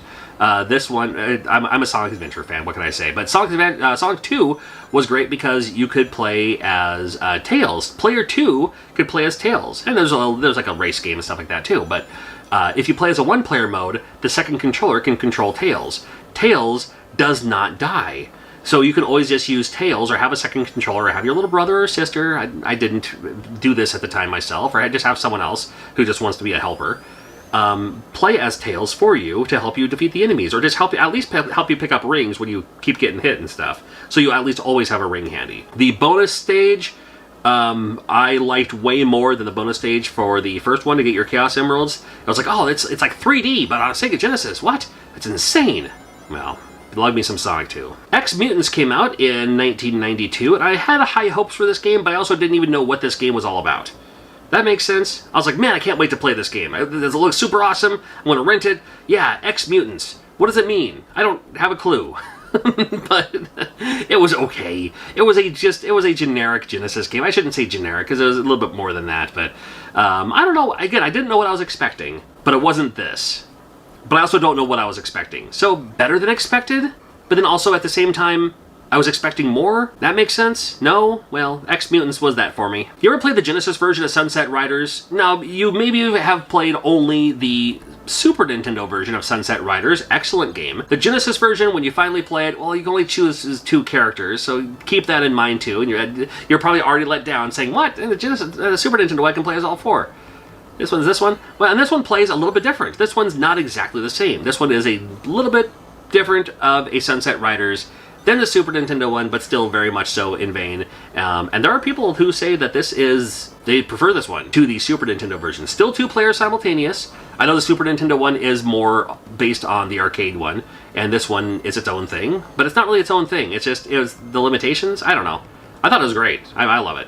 I suck at it, but I love it. Teenage Mutant Ninja Turtles, The Hyperstone Heist. Again, another one of those stories. It's another game from Konami. Another one of those stories where people who are pro-Genesis will say, oh, Hyperstone Heist, way better than Turtles in Time. Yeah, I think you're supposed to say that because you love Genesis and you don't want to admit that. Is it right or wrong? Not my place to say. Not my place. It's a great game, though. So if you have a Genesis, Hyperstone Heist, absolutely worth checking out. Absolutely, absolutely worth checking out. I like it quite a bit. Do I like it more than Turtles in Time? No. However, I really like it. Oh, talk about cool characters. Shakan the Forever Man. Shakan the Forever Man? Shakan the Forever Man? You know what's funny? I was speaking to Ed Annunziata. He was the guy who actually made Shakan the Forever Man, as well as Echo the Dolphin, as well as X-Men, as well as X-Men 2, all these other great games. And he told me what he thought it should have been pronounced. And I was like, well, he's the guy who made the game, so I'm going to listen to him. And I don't remember which pronunciation it was. Because it was a few years ago. Because we were talking about, I was asking him about the game, and I think the game's cool. I think it looks cool. I think it looks really cool, and I love the concept behind it. His games, for some reason, are super hard for me. They have that difficult factor, like Genesis difficult. And I think he said it was Shaken. I think that's what he said. But I think he was just making the game that he was told to make, so I'm not exactly sure. Very cool game, though. It dealt with alchemy, which I thought was a cool experience and idea. But man, it definitely looks cool. I just need to give it more time still. Oh boy, Streets of Rage 2 came out. I don't have to talk too much about this game, but yeah, 1992, Streets of Rage 2. This was the it factor. This was the one where I was like, you know what? I can't lie to myself anymore. Streets of Rage 2, Streets of Rage is head and shoulders better than Final Fight. And I loved me some Final Fight, but after playing this, I was like, no, this is the best. This is now the new measuring stick. The music, amazing. Everything else, amazing. You can play as a wrestler. Anytime there's a video game where you can play as a wrestler, I'm playing as the wrestler. Streets of Rage 2. Don't need to talk about it more than that. Echo the Dolphin came out as well. Again, we were just talking about Ed Annunziata, the guy who made that. Also made Echo the Dolphin. And this was a completely different experience. This was like a cozy game before cozy games. Or so you thought. Looks pretty cool. You can use your echolalia to... is that what it's called? Is that what it's called? When like a dolphin speaks? Is it? Echolocation, thank you. You use your echolocation to speak to the dolphins, get some clues on what's going on, and then when the stuff happens and you're actually playing the real game, it's a lot harder of a game than you would think. At first I was like, oh cool, you get to play as a dolphin and swim around and stuff like that. That's the best idea ever. Super cozy game before cozy games even existed. And then it's totally not. But it's still an interesting experience. This is one of those games, man, I've never beaten it. I don't know a whole lot of people who have. If you have, more power to you. It's one I couldn't go through, but it's maybe that'll be on my backlog of games I'll go through eventually. How about that? 1993 was probably the best year for the Sega Genesis. We started the year with American Gladiators. Now, there is a version of American Gladiators on other consoles as well. This one played okay. Again, probably best as a rental. It was trying to give you that American Gladiators feel, where it had like, different games, different vibes, different, the games that you always watched on Saturdays, and lets you play through those the best you can anyway. Not so bad. I love the graphic on this one. Batman Revenge of the Joker. Now, they also did make this game on the NES.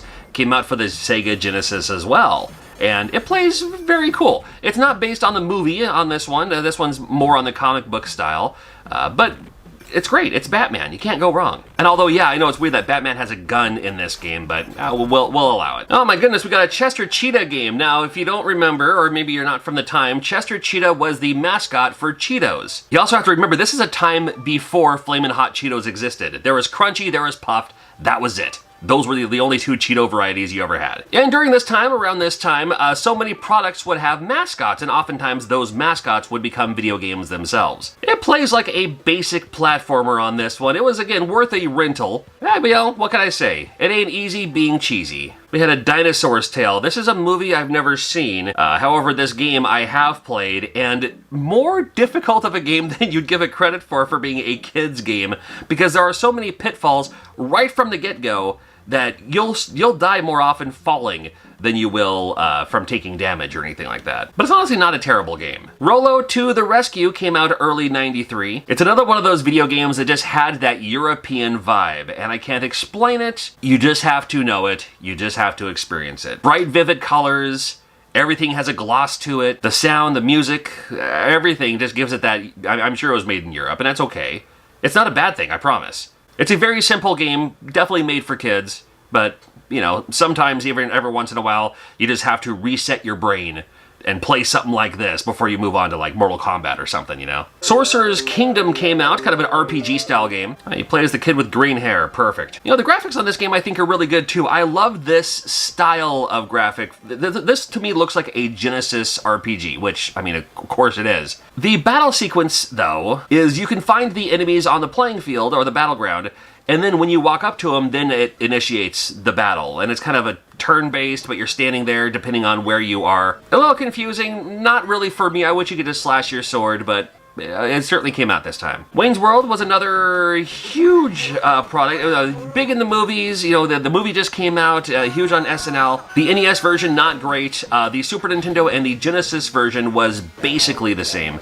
It was during a time when, you know, depending on if you had a Super Nintendo, if you had a Genesis, they'd give you the option to play out on one console or the other console. Very cool of them to do that. Whenever this was the case, I often went for the Super Nintendo version than the Genesis version, but there's a few cases, and you'll see a couple of them in this video, where that wasn't the right idea, where the Genesis version was better than the Super Nintendo version. But this one, they both play about the same. Oh my goodness, look at this opening animatic here. This is on a SEGA Genesis? Are you kidding me on this? This is Flashback. This one is one of those ideas where, yes, it came out for Super Nintendo. It plays way better on SEGA Genesis. It's more smooth, it's more accurate. Can't explain it, it just feels better on the SEGA Genesis. There was a few games that were like this. We had Out of This World, of course, going back to Prince of Persia, where this was the style that just had its own unique playability to it. You know, it really emphasized story and atmosphere and animation. And Flashback was fantastic. I really enjoyed this game. Still do. Did you know they put Battletoads on the SEGA Genesis? Well, this is just your NES version of Battletoads, but plays on a SEGA Genesis. Maybe the colors might be a little bit more bright, a little bit more vivid. I'm more nostalgic for the NES version. But it's kind of nice to see where it's like, oh, what if this 8-bit version was on a 16-bit version? Well, this is what it would be, and it's the same game. It's the same everything, really. It's kind of cool when they put Nintendo games on the SEGA Genesis. I always liked to at least rent them just to see what it was like. And I did an entire video on all of the Nintendo games that were on SEGA Genesis. Make sure you check out that video when you're done with this one. Elemental Master from Renovation. Now, if you see a video game from Renovation on the SEGA Genesis, pick it up. It's probably going to be pretty good. And this one plays like a vertical shooter, but instead of being an airplane, you are this dude on the ground shooting all these enemies and stuff like that. This is one of those games I can't even imagine it being on any other console than the SEGA Genesis. Very cool. Did you know they made a 007 game for the SEGA Genesis? Yes, they did. James Bond the Duel. Oh my goodness, Kill It With Fire. I think it's supposed to be Timothy Dalton, but looks way more like Christopher Reeves. But this is James Bond the Duel. Something about it cracks me up, the fact that this is a James Bond game made in association with a Russian company. This game feels like it was made by a Russian company. That's another, just like when I say like, oh, this game is made by a European company, I can't explain it beyond that. It just feels like it and it just plays like it. It's not a bad game. It honestly isn't. But you do... it's just an action platformer. This could have been any... It could have been Lethal Weapon. It could have been Die Hard 2. I don't know. It could have been a lot of things. It just happens to be James Bond. Rescuing the ladies and shooting the guys and stuff like that too. Interesting idea. Hey, we finally get a new Outrun game. This is Outrun 2019. I don't believe this is made by the original Outrun folks. In fact, I can promise you it probably isn't. However, it's still a good game. Still a good racing game. You play as this kind of futuristic car in this futuristic city. Well, again, this is 2019. We're not talking about like a few years ago. We're talking about the future year, according to this, for 2019. Actually, that car kind of looks like the new Batmobile. Anyway, it's a decent racing game and definitely worth checking out. Tiny Toon Adventures, a huge cartoon for the time. They made a few games. There was the NES version, which is a great platformer. There's the Super Nintendo version, which is nice and colorful and emphasizes running. This one, however, if you thought that the Genesis version and the Super Nintendo version were basically the same, but you would just play the Super Nintendo version because you didn't really touch the Genesis version, given the option, this game is completely different. And this game is an amazing game on the SEGA Genesis, this version of it. It's another platformer. That's all it is. At the end of the day, it's just another platformer. But it plays so well, works so well. I like how tight the jumping is. I know, like when you first play it, you're like, oh, that's an odd gravity for jumping, but it makes sense for a game like this. Yeah, if you've never checked it out, definitely check out the Tiny Toon Adventure games for the SEGA Genesis. This one's great. Wolfchild came out about mid to late summer. I remember renting this a couple of times. They also had it on the Sega CD, and it was fine. It was a fine, just standard game, just video game. You can turn into a wolf. Pretty cool. I liked it. Oh man, this sound alone. unlocks all of the great memories. X-Men for the Sega Genesis, one of my favorite games on the Sega Genesis. Loved this one. The cartoon was red hot. Everyone loved Gambit. You could also play as Wolverine, Cyclops, Nightcrawler's in this. And this game made up for all of the terrible X-Men games we've had so far. X-Men Arcade excluded because we didn't get a home console port of that one during this time. X-Men for the NES, terrible. That Spider-Man X-Men Arcade Revenge or whatever, not a good look. This one, however, this is the X-Men game that we wanted.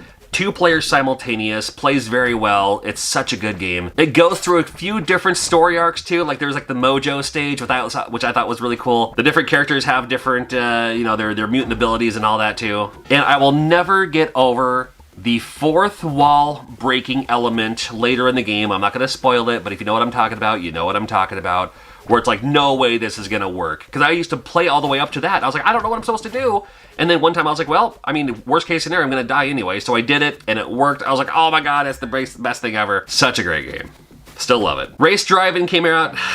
This is that very polygonal. I mean, it's not terrible, but it's just, I don't know.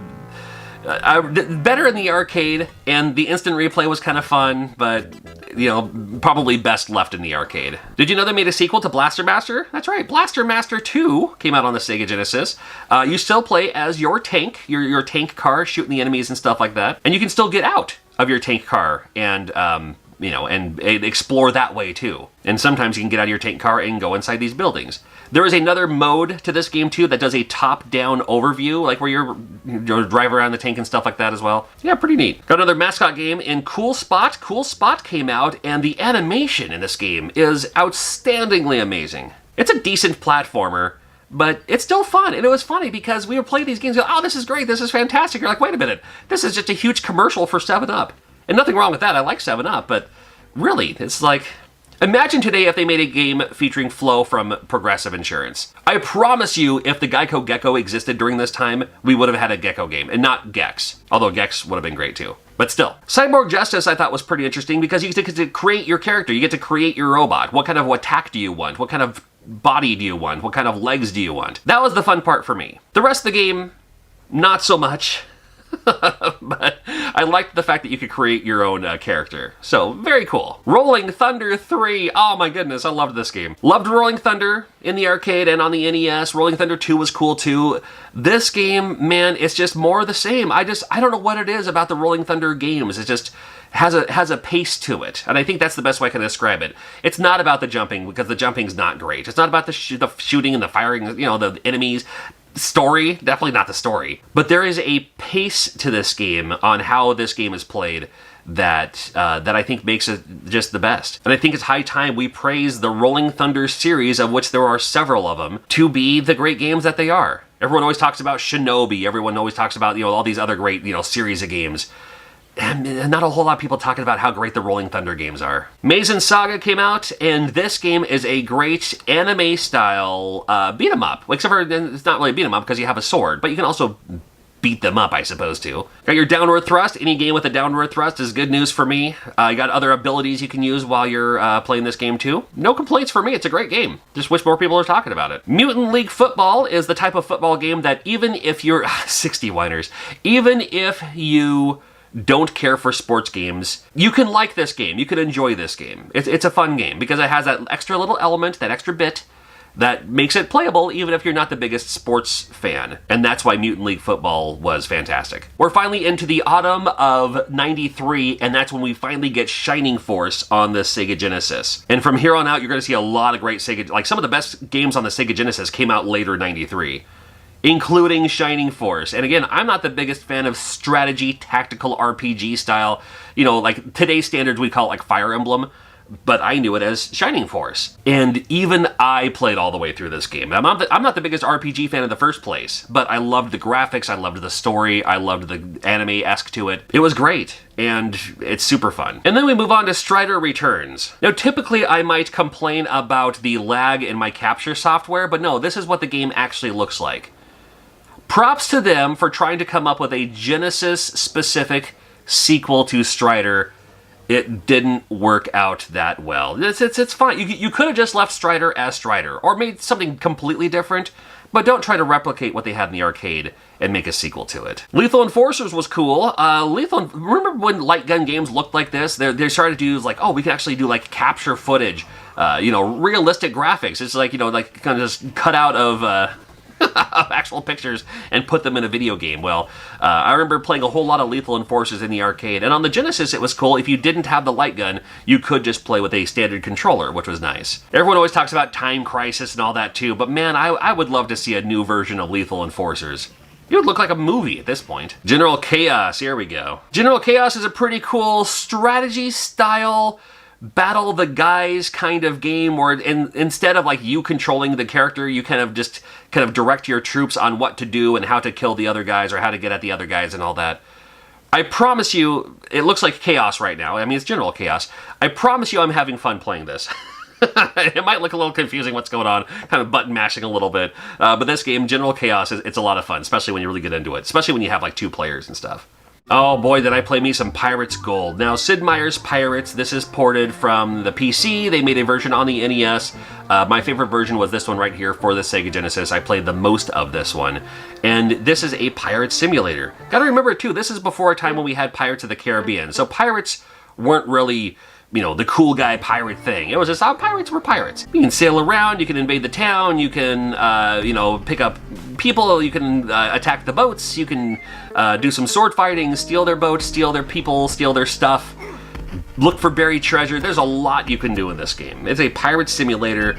It's all hands. I don't want to say all hands on deck, but it's all hands. It's so good. So good. If you didn't have a Sega Genesis, Rocket Knight Adventures is the best Konami game you've never played. This is classic Konami. This game could have come out for the Super Nintendo.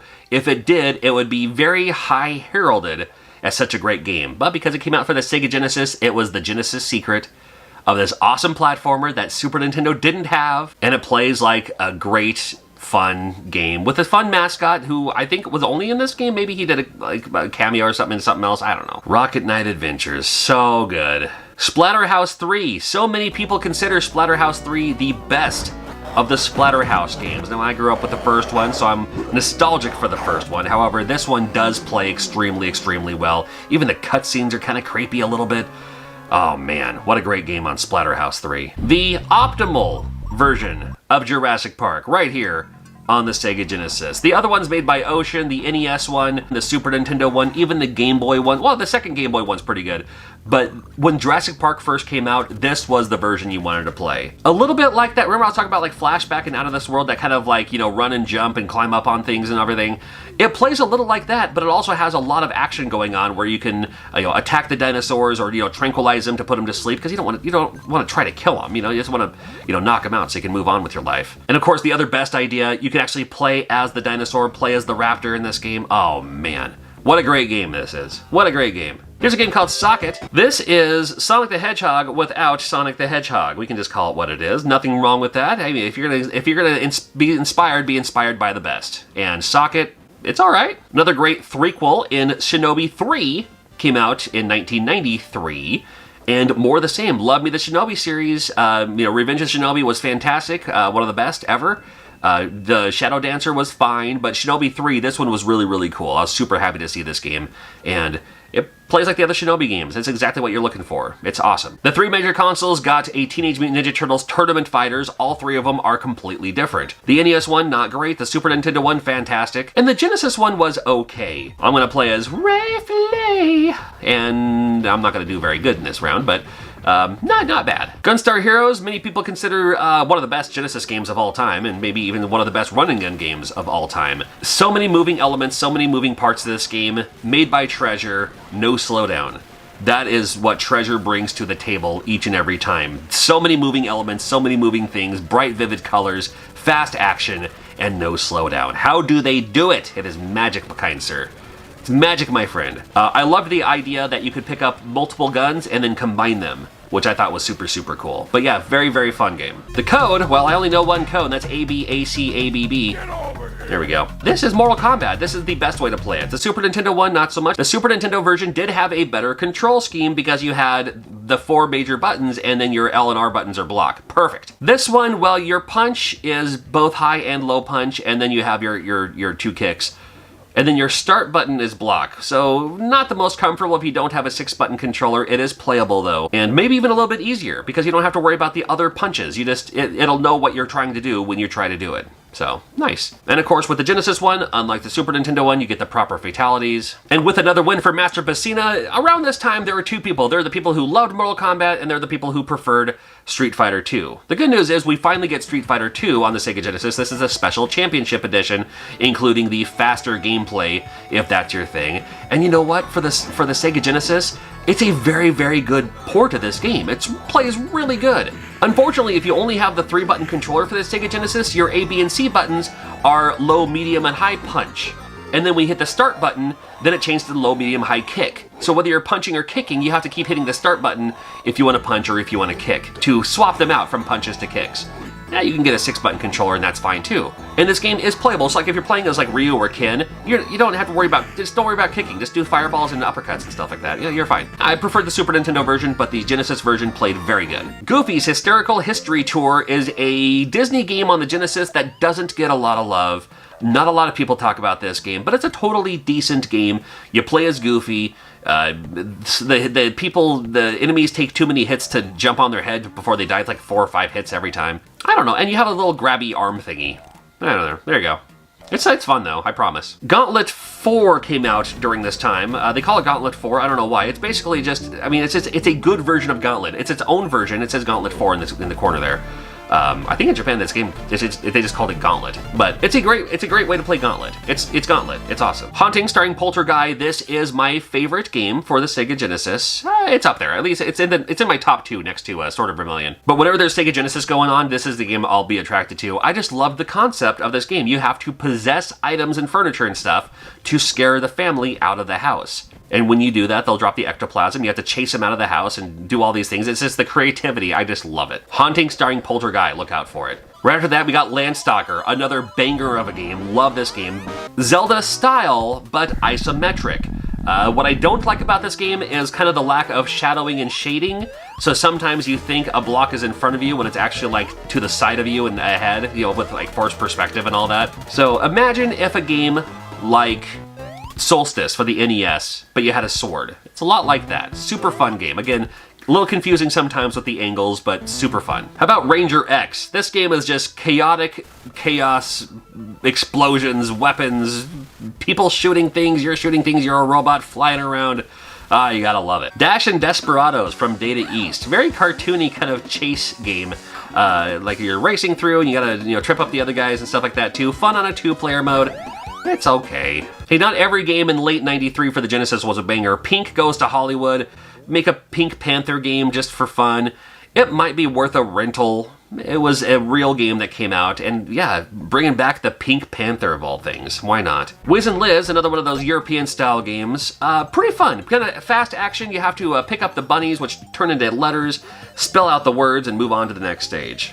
Interesting enough. Same with Super Nintendo, there is the Genesis version of the Royal Rumble, and this one features some wrestlers that weren't in the Super Nintendo version, which was kind of fun to see. So you have guys like Hacksaw Jim Duggan, you have guys like the model Rick Martel, Papa Shango, stuff like that. You know, I'm a huge IRS fan, always been a huge IRS fan. So, that's cool. And it plays the same, it's fine. Aladdin also came out for the Super Nintendo. The Super Nintendo version of Aladdin was different from the Genesis version. There are people who prefer the Super Nintendo version. I prefer the Genesis version. But both of them play very good, very well. Not even just because you have a sword. Doesn't matter. It's just a fun game. Love the animation in this one. The music is taken from the movie, licensed from the movie, not like the Genesis or not like the movie-inspired version of the songs. It's just the songs. Super fun, and I loved the death animation. You may have gotten Sonic Spinball that Christmas in 1993, and you're like, oh, Sonic the Hedgehog, but it's pinball? It's like you're playing as Sonic, but you're flipping the flippers instead of jumping the jumps? Well, it plays interesting. It's a little rough, but once you get into it, there can be some fun with this game. Some awesome Kickstarter machine knows what. I'm awesome. You keep telling yourself that. This is Awesome Possum. Another attempt at a mascot. Again, during this time, we already had, like, Sonic. Bubsy just came out earlier this year. I could have talked about Bubsy in this video, but I just skipped over it because whatever. But I did want to talk about Awesome Possum because I just wanted to talk about it. All right, there you go. It's Awesome Possum. Dr. Robotnik's Mean Bean Machine. It's Puyo. This is the Puyo Puyo series. We finally get a Puyo game in the United States. Took a little bit to kind of get into. Match 4, they disappear. The trick to this game is to suck until you don't. Just start stacking it high, and then when you start getting those combos, you just destroy the other guys, and then that's the best way to play this game. You're looking for those, you're less looking to clear lines, you're more looking for those combos. That's the best thing I can describe. In a bold move, Sunsoft released 2 Beauty and the Beast games at the exact same time. I think they were kind of shooting for one for girls, one for guys. There is the Belle's Adventure, which is a little bit more walking sim where you have to, like, you know, avoid things and, you know, put this back over here, and not a whole lot of action. Definitely a cozy game here. And then you also have the Roar of the Beast, where you play as the Beast in a more action element game. Oddly enough, I prefer Belle's Quest, but, you know, they're both pretty cool, I think. Blades of Vengeance, did you rent this one as well? I mean, it looked awesome, and I loved the graphics in this one. Again, it looks like one of those kind of, like, European computer-type games here. But it's all right. Oh, magical. Now, if you ever skipped over this game because you're like, McDonald's, what? Trust me on this. It's such a good game. It has that kind of SEGA Genesis Namco quality of a video game that you wouldn't expect in a Ronald McDonald game. But this game is so good. You gotta at least have a look at it sometime. Late in the year, we got Toe Jam and Earl, a new attempt at a new mascot, and it worked out okay. They really pushed this game as the new, oh my god, the Sega Genesis is here. We're gonna bring in these dudes with attitudes who are cool and have a funky vibe to them, and it worked out okay during this time. Not so much later in life, but during the time I was like, okay, yeah, we have Sonic the Hedgehog, and we have Toe Jam and Earl. I'm cool with it. The gameplay to me got a little confusing after a while, but, you know, some people really enjoy this game, and I loved the characters. 93 was also the year of the title screen coming in from both sides for some reason. Eternal Champions was Sega's attempt at their own fighting IP, and it worked out okay. I actually kind of enjoyed this game, I did. Instead of having fatalities, you would have elemental fatalities. So instead of like, this character does this, it's more like, oh, if you're in this room, the fatality is this to do something, which I thought was pretty cool. But their own characters, their own thing going on here. I was like playing as Larson here. I thought it was kind of cool. It was just another Street Fighter 2 clone. There's nothing wrong with that. Everyone was doing it, and Eternal Champions could have been something cool. I wouldn't even mind it if they brought it back. Going chronologically through 1994, our journey begins at Arrakis. That's right, it's Dune! The battle for Arrakis. Now then, this is like old school Dune. I mean, imagine if this game came out, you know, during the time of the new shows that you're seeing, like in movies and all that, in the theater. Now, I grew up with the Kyle MacLachlan version of Dune, but Dune's been around a long time. This game is more of like a, not really sim Doom, if there was such a thing, but you are on Arrakis and you have to harvest the spice. But there's also people getting in your way and you have to keep building things and you have to move your troops and stuff like that. A little bit of a more tactical strategy sim game with a bit of the building element too. Takes a little bit to get into, but it's, hey, you know what, if you're a big fan of Dune, you might enjoy this game. We had the Incredible Crash Dummies. This was during a time when different consoles would get the same name of a game, but different games. So this Incredible Crash Dummies on the Sega Genesis is different from the NES one. And it plays a little bit like a platformer. It's kind of funny because the more you get hit, the more limbs you lose. So you have to contend with that as you're making your way through these not very long stages, but still enough. The controls are a little slippery on this one, but yeah, the Incredible Crash Dummies had its own brand going on during this time. They were everywhere. The Lost Vikings. Now, I primarily played this on the Super Nintendo. Still a big fan of this game, and yeah, you know, it plays very well on the Sega Genesis as well. If you're not familiar, Lost Vikings, the 3 different Vikings have 3 different abilities. One of them can run and jump far, one of them can use a sword or have a bow and arrow, the other one has a shield that can protect you from things. Using these strategies, it's a puzzle game, basically. It's a puzzle platformer. Love this game. Pugsy came out for the Sega Genesis during 1994. I guess a little bit of a hidden gem here, and it looks like a kid's game, and it probably is a kid's game, but it's still actually kind of fun. It's still pretty neat. It just has a weird, unique look to them. You know, you could just tell that the art and illustrators and all that were having fun making this game. It looks a little European for its shading and for its jumping ability, and, you know, I don't know. I think it's worth checking out. Last Action Hero, unfortunately, came out in 1994. The movie, you know, it was Arnold Schwarzenegger for the time. The game itself could have been better. It could have been better. I mean, I liked where they were going with this. It just could have been better. Joe and Mac, interesting to see on the Sega Genesis in 94, came out earlier on the Super Nintendo, even came out on the NES. But now here it is on the Sega Genesis, and you know what? It plays really well on the Sega Genesis. 2-player, it's an action game from Data East. You can pick up the upgrades, big sprites, big graphics. I love it. Such a fun game. Sonic 3, we knew it was happening. We knew we were going to get a Sonic 3 eventually. This is the introduction of Knuckles, finally. And I can't tell you why or why not, but I wasn't as attached to this game as I was the first two. I loved the first one. When I bought my Sega Genesis, I bought it right when Sonic was the launch title with it. And then Sonic 2 came out. Love me some Sonic 2. It's my favorite one for the Genesis.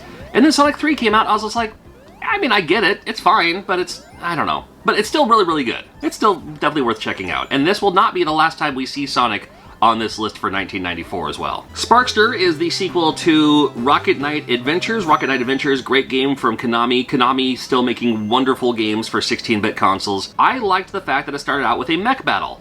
Unfortunately, you do not win the mech battle. Like, you have to basically lose. And then from there with Sparkster, it's Rocket Knight Adventures as the way it should be. Great game, great colors, love it. Now I'm just moving along here. This is Bubbles and Squeak. Bubbles and Squeak, well, this is definitely has that European style, doesn't it? The big flashy colors, and everything's animated. Yeah, a little bit like a James Pond, you know what I mean? You know, the rounded graphics and all that. Well, it's not a terrible game. You have to find your friend, and then you have to hit the goal at the same time. So when you find your friend, then you have to, not really a rescue mission, but you have to just make sure that he's there too when you get to the end. Yeah, nice and fun. Yeah, it's worth a rental. We had Columns 3. Now tell me in the comments, whatever happened to Columns 2? Because we had Columns, and then we had Columns 3. Was Columns 2 for like Game Gear or something? I don't know. Columns, I mean, I don't think it was their answer to Tetris, but it was another falling tile puzzle game type thing. 3 in a row, across, down, diagonal. You win big by hitting those combos, and this one actually features the 2-player mode, so that's kind of fun too. I come back to this game every once in a while. I'm not great at it, but you know, I still think it's kind of fun. Shadowrun was a game a lot of people were looking forward to. I had a lot of friends who were into the tabletop games, and Shadowrun was one that they really, really enjoyed. Again, during a time when they would make the same name of a game on 2 different consoles, Shadowrun for the Super Nintendo is different from Shadowrun for the Sega Genesis. I think there's a lot of people who say that they prefer the Genesis version. I was more into the Super Nintendo one personally, but the Genesis one, it looks different, and it looks like I wouldn't like it as much.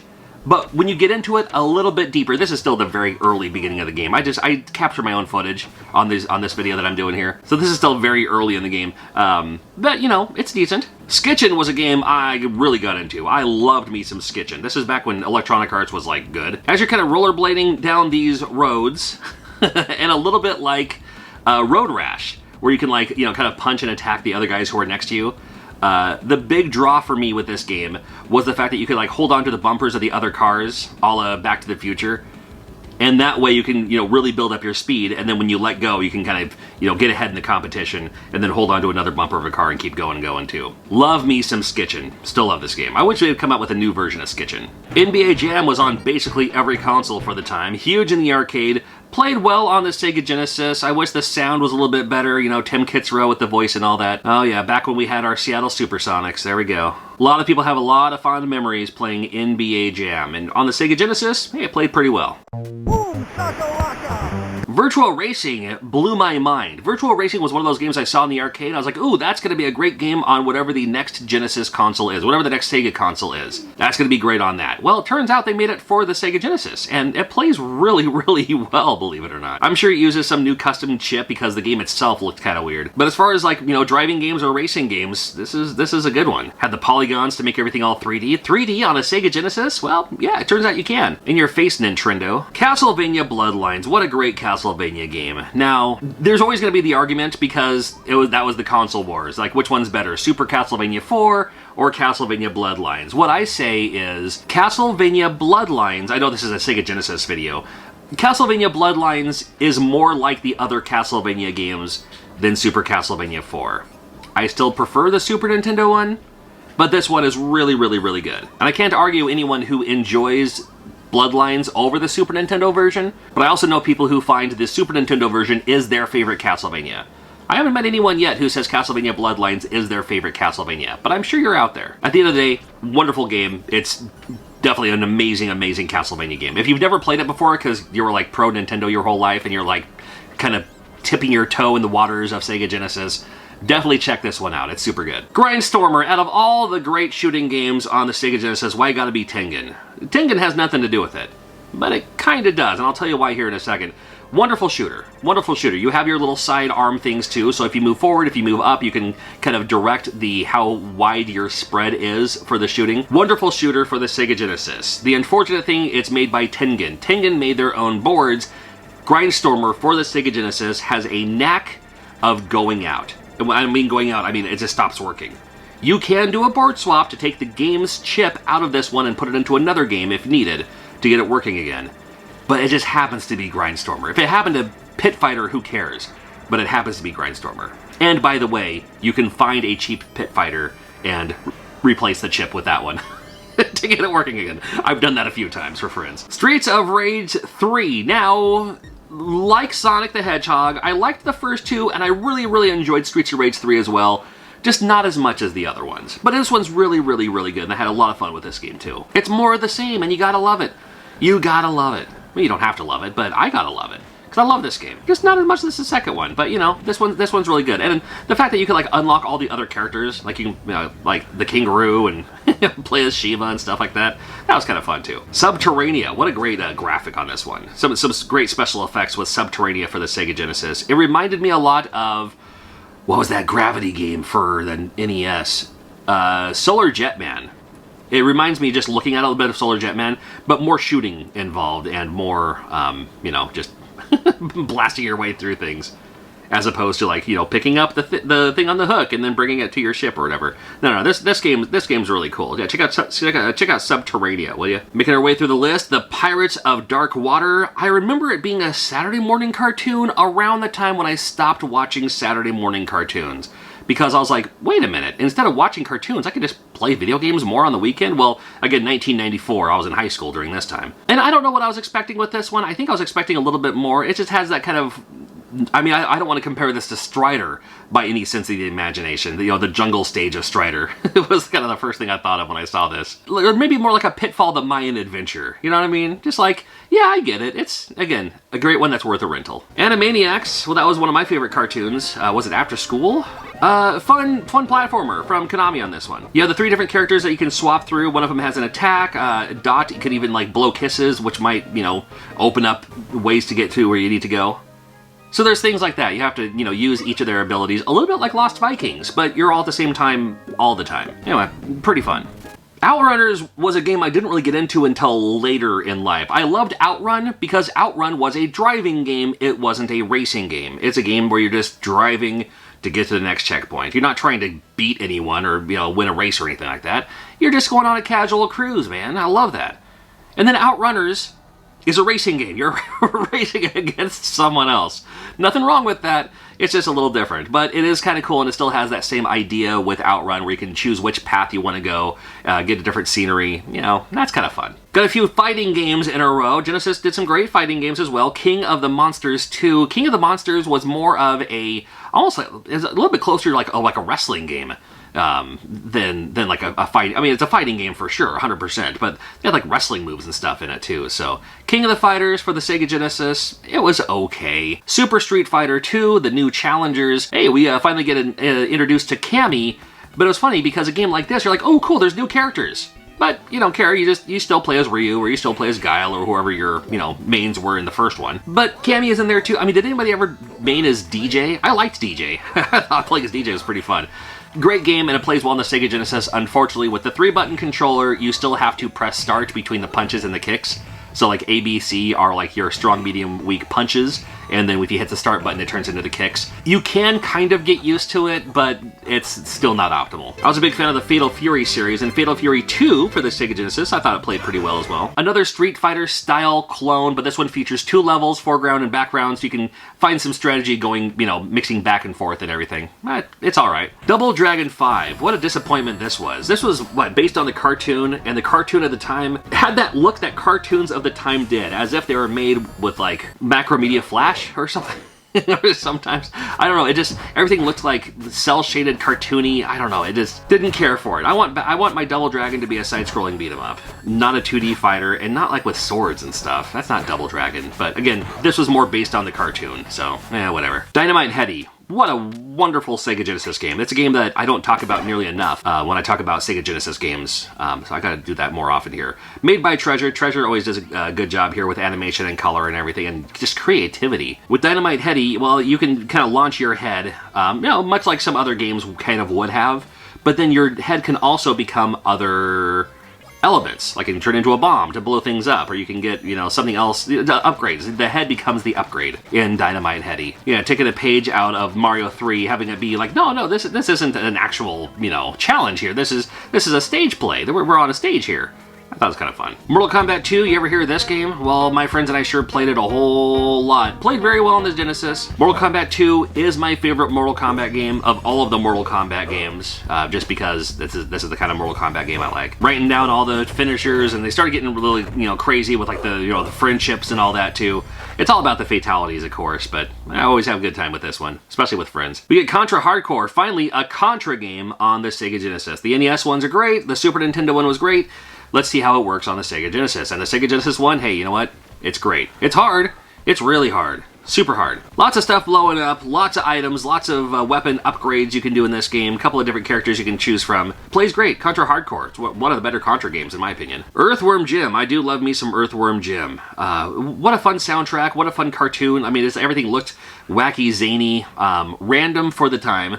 Just the comedy that they would use in a game like this, I thought was fun. It was, you wanted to see what the next level was going to be. You wanted to see what the other enemies were going to be. You wanted to see what the next boss was going to be. Just because everything about this game was, it was a fun game and everything, but it was just kind of like silly and it just looked cool. Certainly a big fan of this game. Played well on the Sega Genesis. My optimal version is for the Sega CD, but the Sega Genesis version is great. Yeah, check out Earthworm Jim. Love it. Oh, don't pretend like you didn't rent this game at least once. You had to be at least semi-curious to check out The Busy World of Richard Scarry's Busy Town. That's right. Now, I grew up with the book series, and the book series had so much chaos and everything happening in the background. It was just fun to see all the little, like, things that were going on in each page. They made a cartoon series, and then this game, I think, is a little bit more closer related to the cartoon series.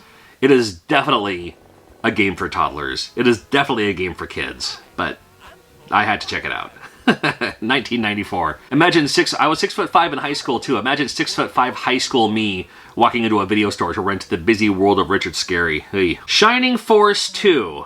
Well, it takes a little bit to get into the actual gameplay of it, but I'm telling you, it's one of the best. Love me some Shining Force 2. Anyway, Sonic & Knuckles. Hey, I knew we'd see Sonic again on this list. So Sonic & Knuckles was that, oh my god, how did you do that magic?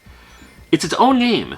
It's its own game with Sonic & Knuckles, which is fine. You know, it's fine. Play as Sonic, play as Knuckles, whatever. But then the idea that you can pop in Sonic 2 or Sonic 3 and also play as Knuckles in the game you've already had for years. Now, Sonic 2 came out 92, was it? So here it is 2 years later, you still have Sonic 2. And you're like, wait, I can play this old game all over again and play as Knuckles now in Sonic 2? That was insane. It's like analog DLC. Wait, that makes it... that's an oxymoron, right? Beavis and Butthead. There we go. Again, different game on the Super Nintendo than the Sega Genesis. So if you only play the Super Nintendo version, I'm here to tell you the Sega Genesis version is, in my opinion, way better. Way better. The Super Nintendo one was okay, but I loved me the Sega Genesis version. I don't know what it was. It was just kind of fun just to go around and you have to, you know, pick up your pieces of the war tickets and all that. I don't know. I just thought it was a fun game. And I did love me some Beavis and Butthead. I think everybody in 94 loved Beavis and Butthead. Echo the Tides of Time. We have the sequel to Echo the Dolphin.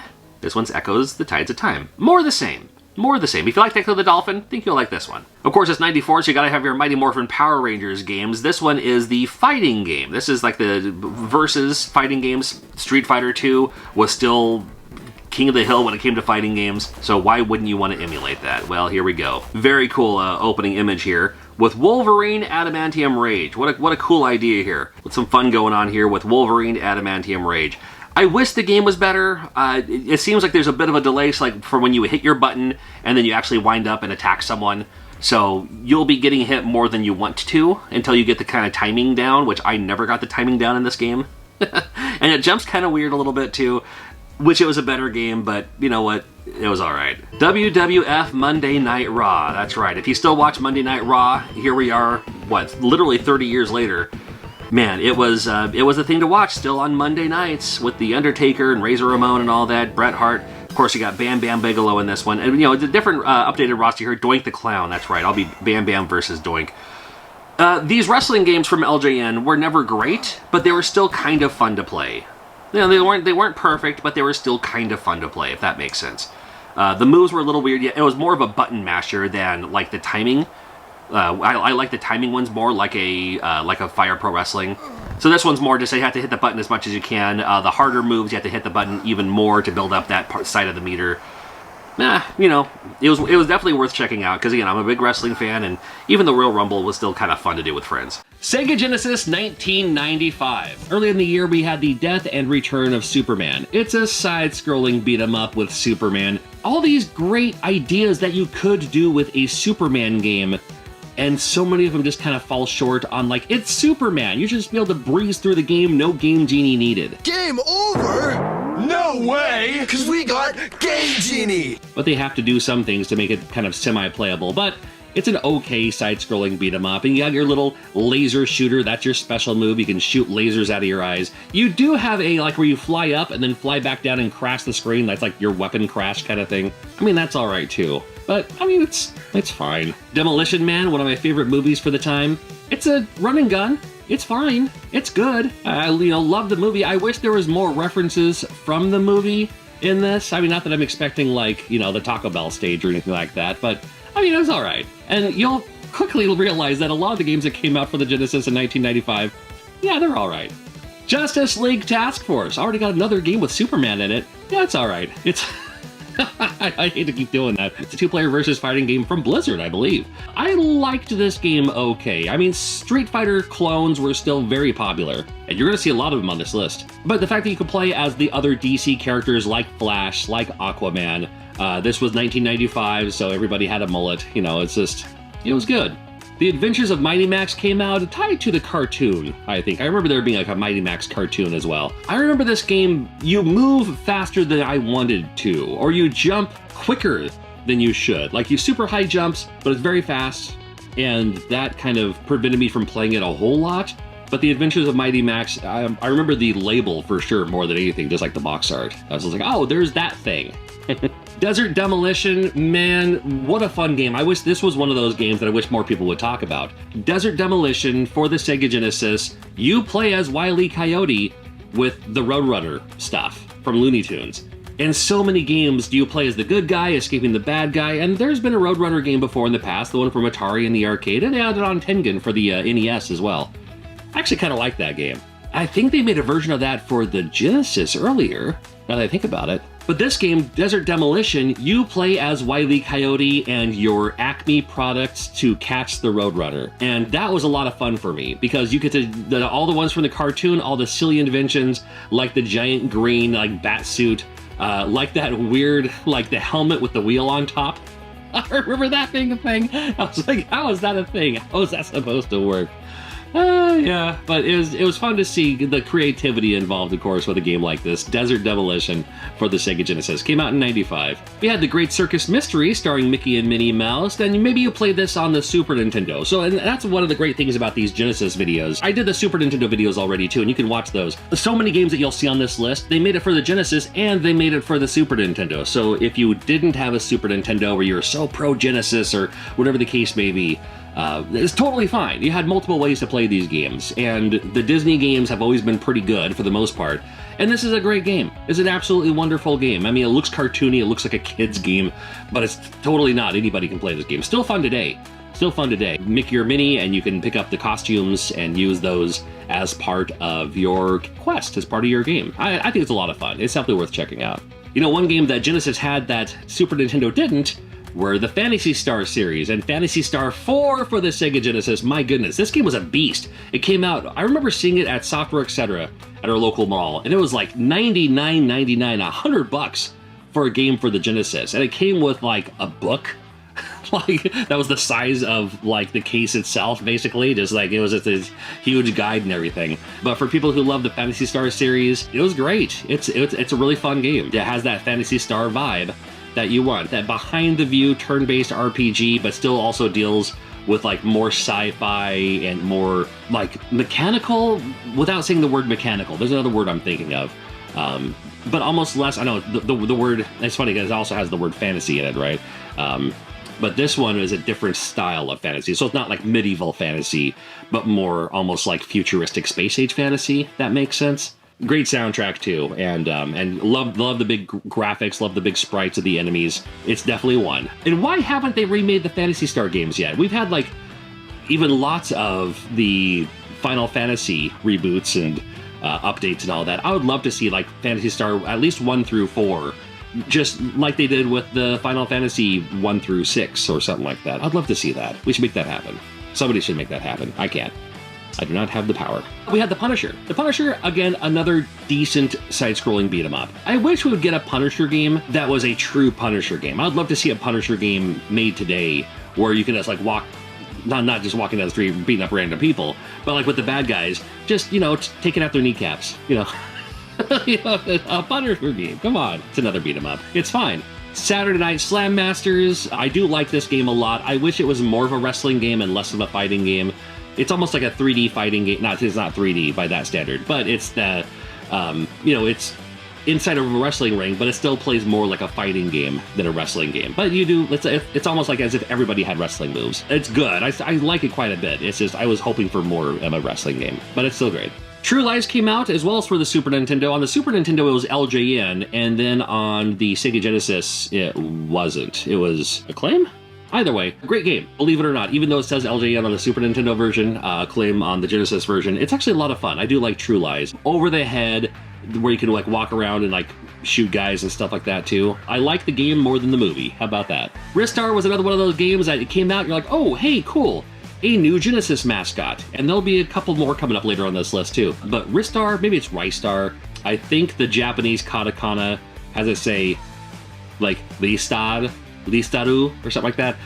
Whatever. Doesn't matter what you call it. It's a fantastic game. It's a little bit slower pace. It looks a lot like a Sonic the Hedgehog style game, and that's a good thing. Although instead of like running super fast, you just kind of take your time with it and go for a stroll and you move through the game.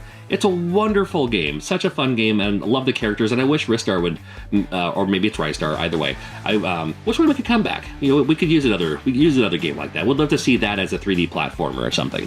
In the March of 1995, 2 great games came out that same month. On the Super Nintendo side, you got Chrono Trigger. But on the Sega Genesis side, you got Crusader of Sinti. And so many people didn't know about Crusader of Sinti until the last 10 years or so, when they started collecting and they realized, wait, why does this game come with a price tag like it does? Well, it's one of the more pricier games for the Sega Genesis. You should have bought it when you had a chance. Well, we could say that for anything. If anybody knew anything, then, you know, whatever. That's the whole collecting side of it. Never mind that. Crusader of Sinti is such a great game. And the good news is, there's 1,000 ways to play all these games.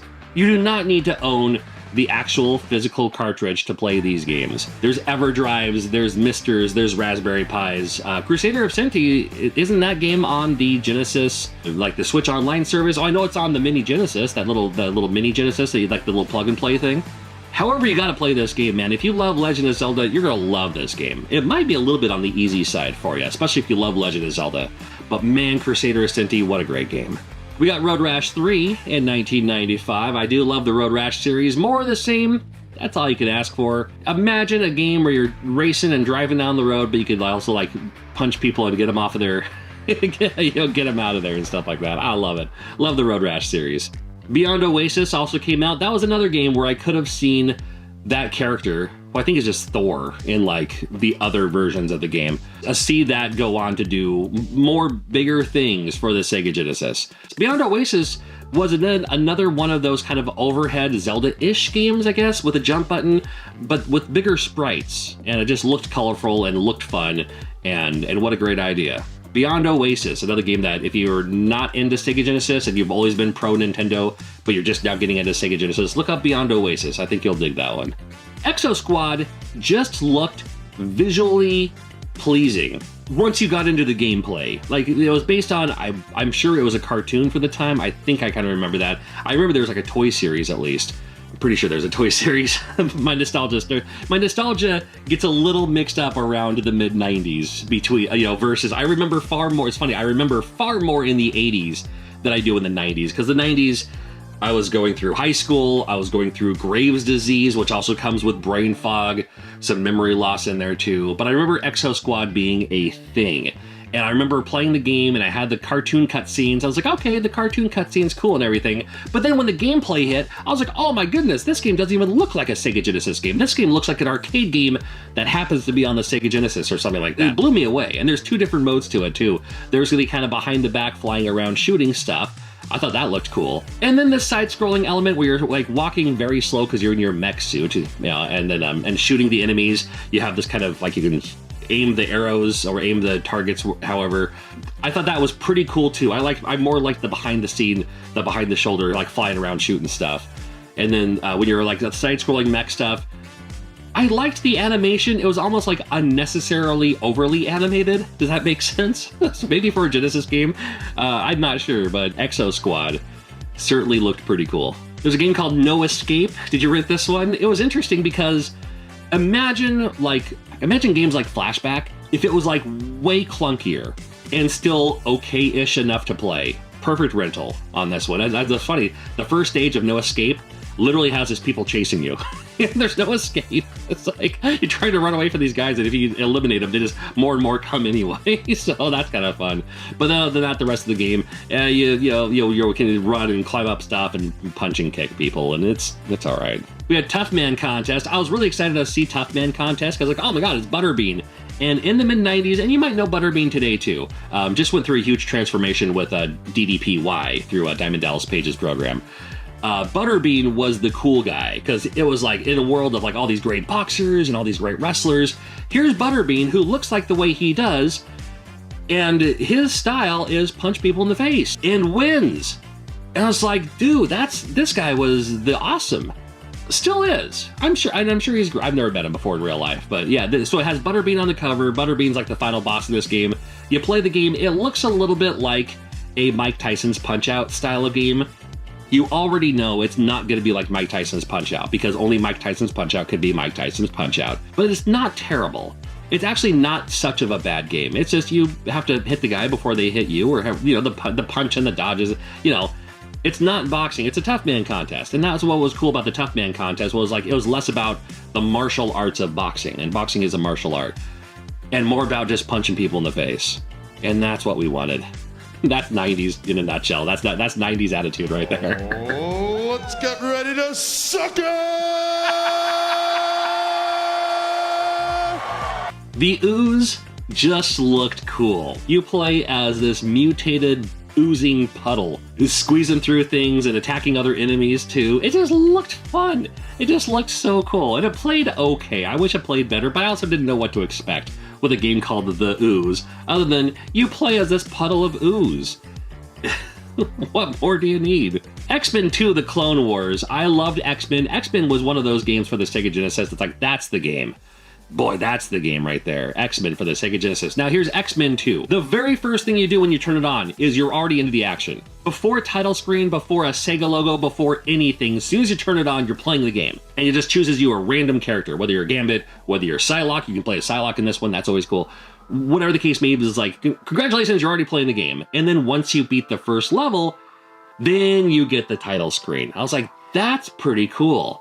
I like stuff like that. I like creativity like that. Ed Annunziata, the guy who did X-Men and X-Men 2, and did other games too, like Shotgun Forever Man. He did Echo the Dolphin, stuff like that too. What a great idea. He's like, oh, let's just go for it. And then they went for it. And it's also a great game. People who have played both, for the most part, I think, I'm more nostalgic for the first one, but for the most part, people do say that the second X-Men game is better than the first one. Light Crusader came out in 1995 for the Sega Genesis, and this is a game that if you haven't played it yet or even looked at it yet, might be up your alley. I don't know why I got so dramatic with that. Light Crusader is such a fun game. Isometric view, running through the dungeons and stuff like that, slashing your sword, using your magic. Such a great game. It's made by Treasure, if that helps. If the game is made by Treasure, you know you're going to be in for a good time. And that game, Light Crusader for the Sega Genesis, you're going to be in for a good time. As if it was like a Zelda-ish. I hate referring to any run and use your sword and use magic in a Zelda game. But that isometric, super fun game. Visually appeasing too, because of Treasure, and it has some of those animation type things in their games that you don't really see in typical other games and everything. It's pretty cool. It's worth checking out. Doom Troopers, Mutant Chronicle Doom Troopers came out for the Sega Genesis. It's okay, it's a run and gun game, but it's also a very well done run and gun game. So even if you're not familiar, which I wasn't, with the brand, it's a decent run and gun game. It's cool. And that's all I'll tell you about it. Mighty Morphin Power Rangers, the movie. Now, of course, the movie came out. Oh my god, the movie was everywhere. And this was the game based on that. This is another kind of side-scrolling beat-em-up, but hey, you know what? Mighty Morphin Power Rangers, the movie. It's actually pretty cool. Another great game that's easy on the eyes is The Adventures of Batman and Robin. And if you played The Adventures of Batman and Robin for the Super Nintendo, this one will be a different experience for you. This is the game that kind of blew me away with what Genesis games were capable of doing, because Super Nintendo really boasted themselves on Mode 7 and scrolling and scaling and all these things. And this game, and there are other games for the Genesis too, but they're like, they can do things like that too. They just have to do them a different way, which makes it, to me, maybe even a little bit more impressive that they can do things like this. It just looks pretty cool. You can play as Batman, you can play as Robin. And I remember just some of the special effects. Like there was a boss, what was it? Like a Pinocchio robot wooden character, something like that. But there's like the way the colors kind of morphed in the background. I thought that was really cool. There's like an Alice in Wonderland stage level something that had a giant like Cheshire cat, I think like robot face they had to battle, and it looks really, really cool. And or even like Mad Hatter's like top hat or something. And the screen starts scrolling and everything like that. It's like, oh my god, this looks fantastic. This would look great on a Super Nintendo, but it's not. It's on the Sega Genesis. And for some reason, to me, that made it stand out even that much more. And at the end of the day, it's a really good game. Well, we couldn't not talk about Comics Zone, Comics with an X, Comics Zone for the Sega Genesis. This game was kind of cool. It was like you play through a comic. Like you're actually literally in a comic, so you have to like go through the barriers of a comic, like to break down the walls onto the next panel and stuff like that, and sometimes enemies are drawn in as you're fighting through the game and everything too. This game has a higher challenge rate than I would have liked this game to have. I've never beaten this game. It's a lot harder than I would have given it credit for, but such a great looking game, such a fun idea. Comics Zone, that's right, for the Sega Genesis, came out I think like summer of '95. We had Echo Jr., and this was a fun idea. I liked the fact that you could take a game and then give it a kind of kids version of it. Not a lot of people did this. Not a lot of games did this. But we had Echo and then Echo 2, Tides of Time. I don't even know how to say it. I think most of us who played Sega Genesis played those games because we were supposed to. This is the new game to play. And we're like, huh, okay, I get it. And it was just a different experience. And then they're like, oh, here is the kids version of it. That's more about, hey, just find these friends or whatever. It's just, you know, it kind of simplified it a little bit just for kids. And then we still played it too because it was on the Genesis. At least I did.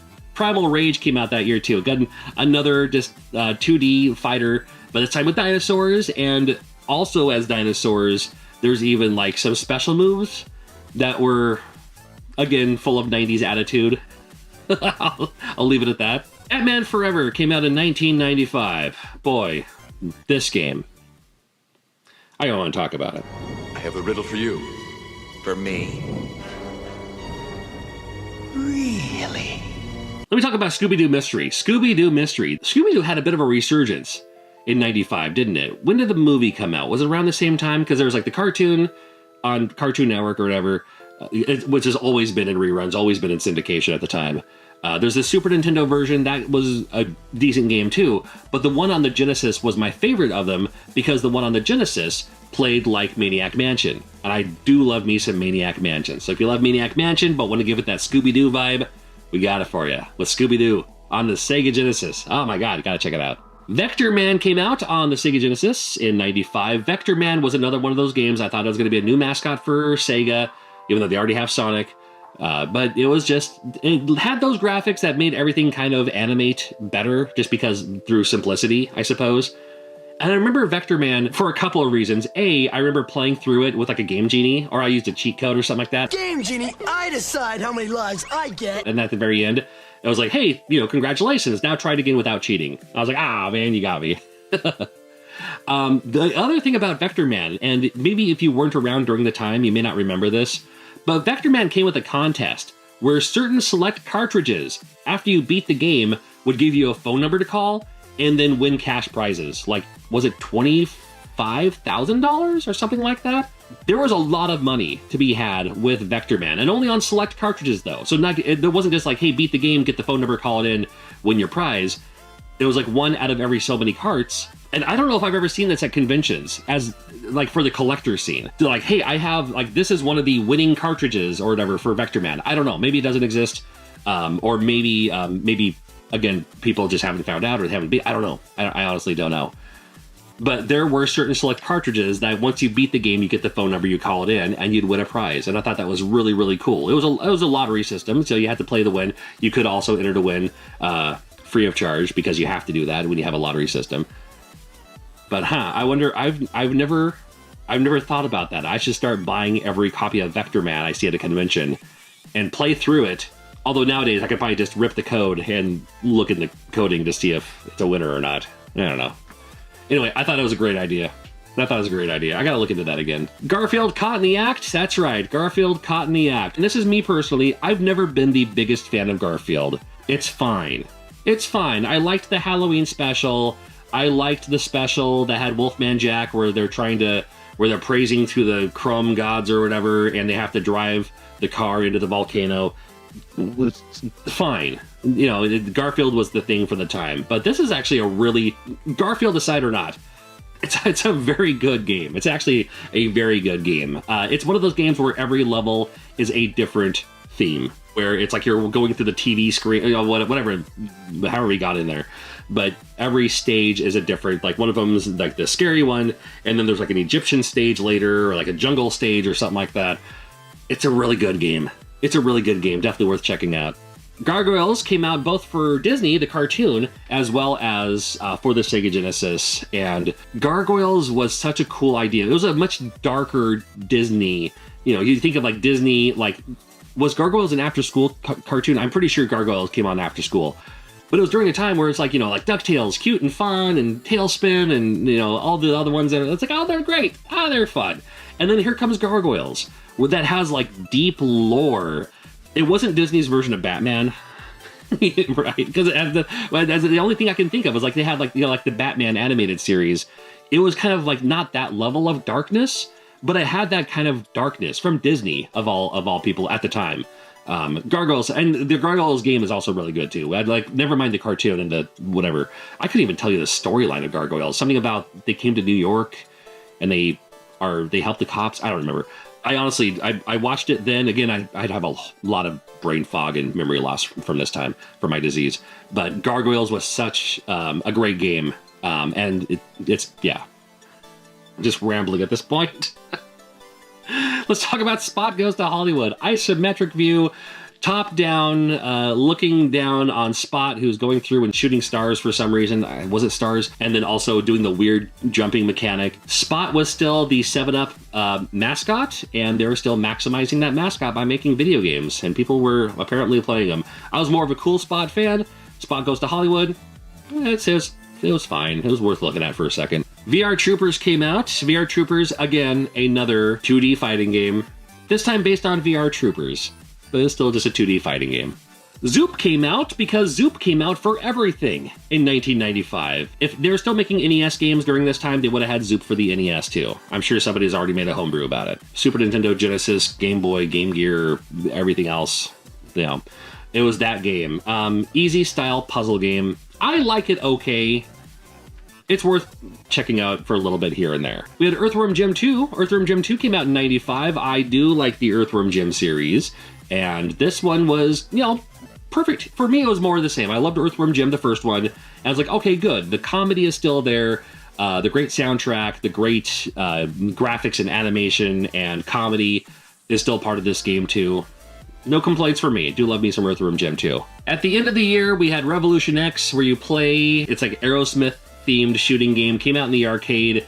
And interesting to see this on the Sega Genesis when it also came out for the PlayStation 1, because the PlayStation 1 also came out in 1995, so that's the span that we're looking at here. We have like new games for PlayStation and also new games for Sega Genesis. What a span there. 1996 rolls around for the Sega Genesis, and you're like, they're still making games for the Sega Genesis? 96 starts off with another fighting game, Time Killers on this one. Has a unique lineup of characters you can choose from here. And like the name implies, Time Killers, well, different generational things you can fight as here, with their own weapons and stuff too. Not the most polished fighting game in the world, but it was still, you know, an interesting take on what a 2D fighting game could be. One of the draws for this game was less about like the fighting mechanics and more about the fact that since you all had weapons, you could like remove limbs and stuff like that while you're playing this fighting game.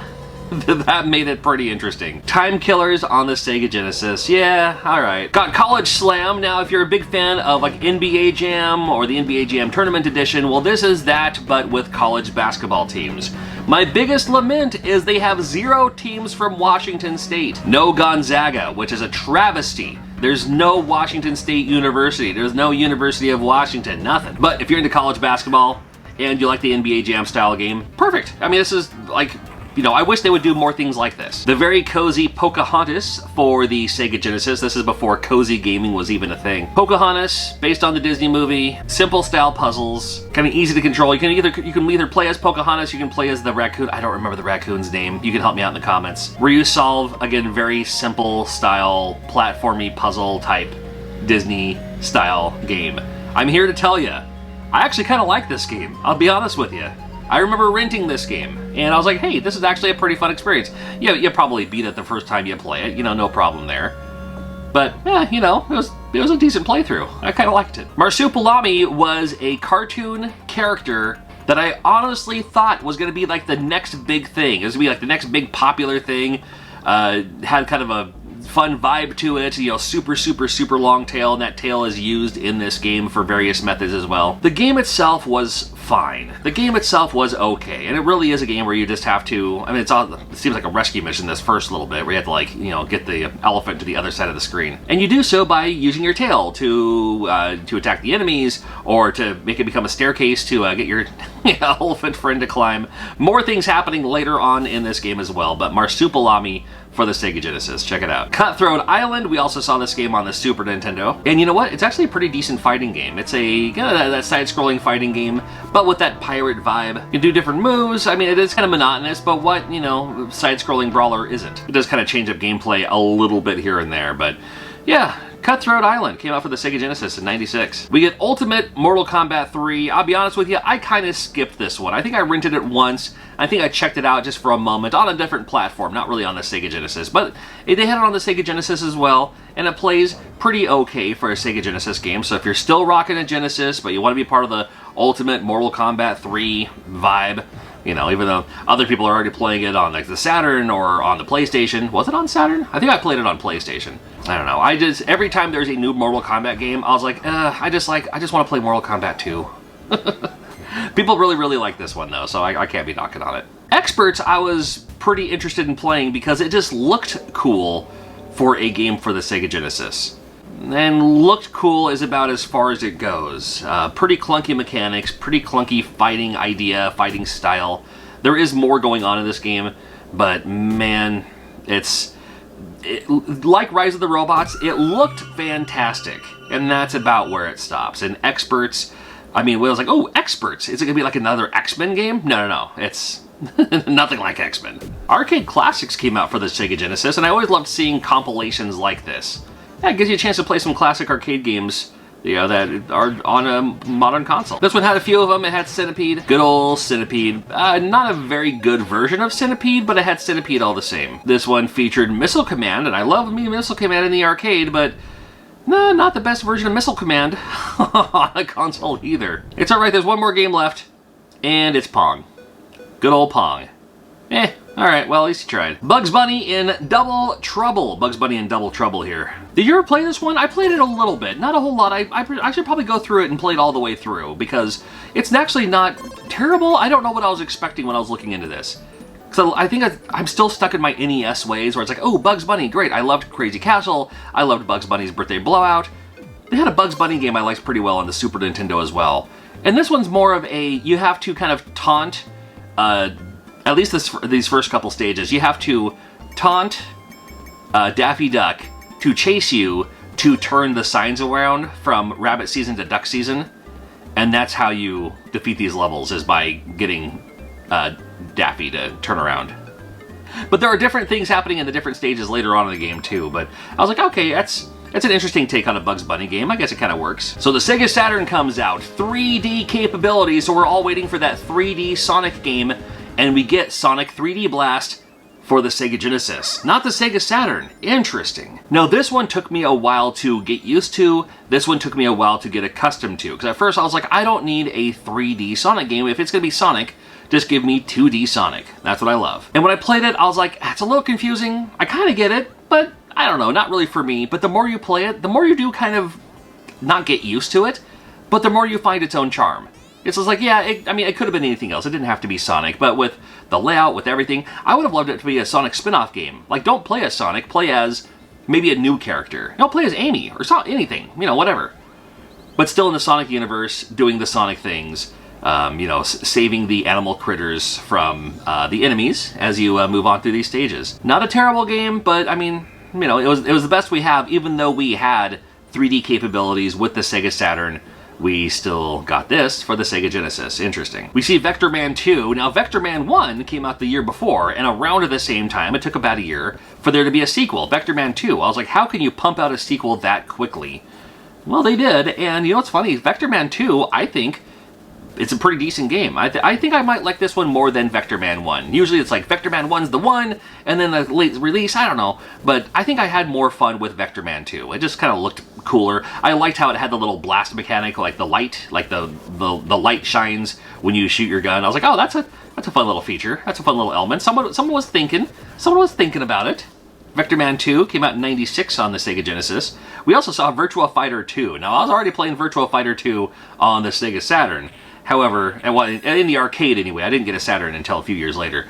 But, interesting that we would see a Virtua Fighter 2 on the Sega Genesis. And it's not exactly like Virtua Fighter, but it's actually not a bad port, if that makes sense. Like, the best they could do. It's the best they could do. It still has the ring out, which is kind of fun. But, I mean, I don't know. I'd rather just play Virtua Fighter 2. You know what I mean? Just give me that one. You didn't have to do a demake, but they did anyway. And you know what? It's not a terrible, terrible demake. The fact that it's this and licensed is the other thing. Because there's been a lot of demakes that are unlicensed, but they actually chose to do this. Our friend at Williams made Williams Arcade Greatest Hits. This is different from the other Greatest Hits we saw, and this one is actually pretty sweet. Several games to choose from, including Defender. Good old Defender. Love me some Defender. Plays very good, I think, for the Sega Genesis. Got to shoot the aliens and save the people, go down there. I played a lot of Defender for the Atari 2600. Same with Joust as well. Love me some Joust. And again, plays very well for the Sega Genesis on this one cart. I was curious to know how they're going to do Robotron. And how they do Robotron is you're constantly shooting anyway. You don't have to push the shoot button. You're always shooting. But then your A and C buttons pivot you left and right. Not optimal, but works, I guess, kind of. Sinistar. Sinistar was always a fun one. I'm not very good at it, but I do love seeing it, and I mean, it's just fast shoot, you know, wait for that giant face to show up, and it probably kills you almost immediately, but boy, that was one of my first jump scares in video games, was seeing this thing pop into screen yelling at you. All of them play very, very well. Oh, and Defender 2 is on this too, but all of the games on this play very good for the Genesis. 1997 saw Jurassic Park: The Lost World. Look at this opening here. Man, what if this game came out? What if Jurassic Park looked like this when it was first released? Well, we at least got this, and I mean, it's okay. I didn't really play this one a whole lot, but, you know, it's alright. I like the fact you can hop in the car and drive around a little bit, and then other than that, shoot the dinosaurs and stuff like that. Honestly, didn't spend a whole lot of time playing this game, but cool to see that it came out in '97. And yes, we also saw a game in 1998, and that would be Frogger. Same as Super Nintendo, Majesco made Frogger. Not a newer version of Frogger, not an anything Frogger, just regular old Frogger. Just the arcade, it plays very well. It plays very well as an arcade version of Frogger. Odd that it came out in 1998 when the original game came out in 1981. There were new games. I don't know which ones, but I promise you there were new games that came out in 1998 where the developers for the games were not even born in 1981. And the fact that we see this game on here, well, cool. And with that, that wraps up SEGA Genesis. I've already done these kind of videos for Nintendo and Super Nintendo. Make sure you're subscribed and we'll do some more coming up right quick.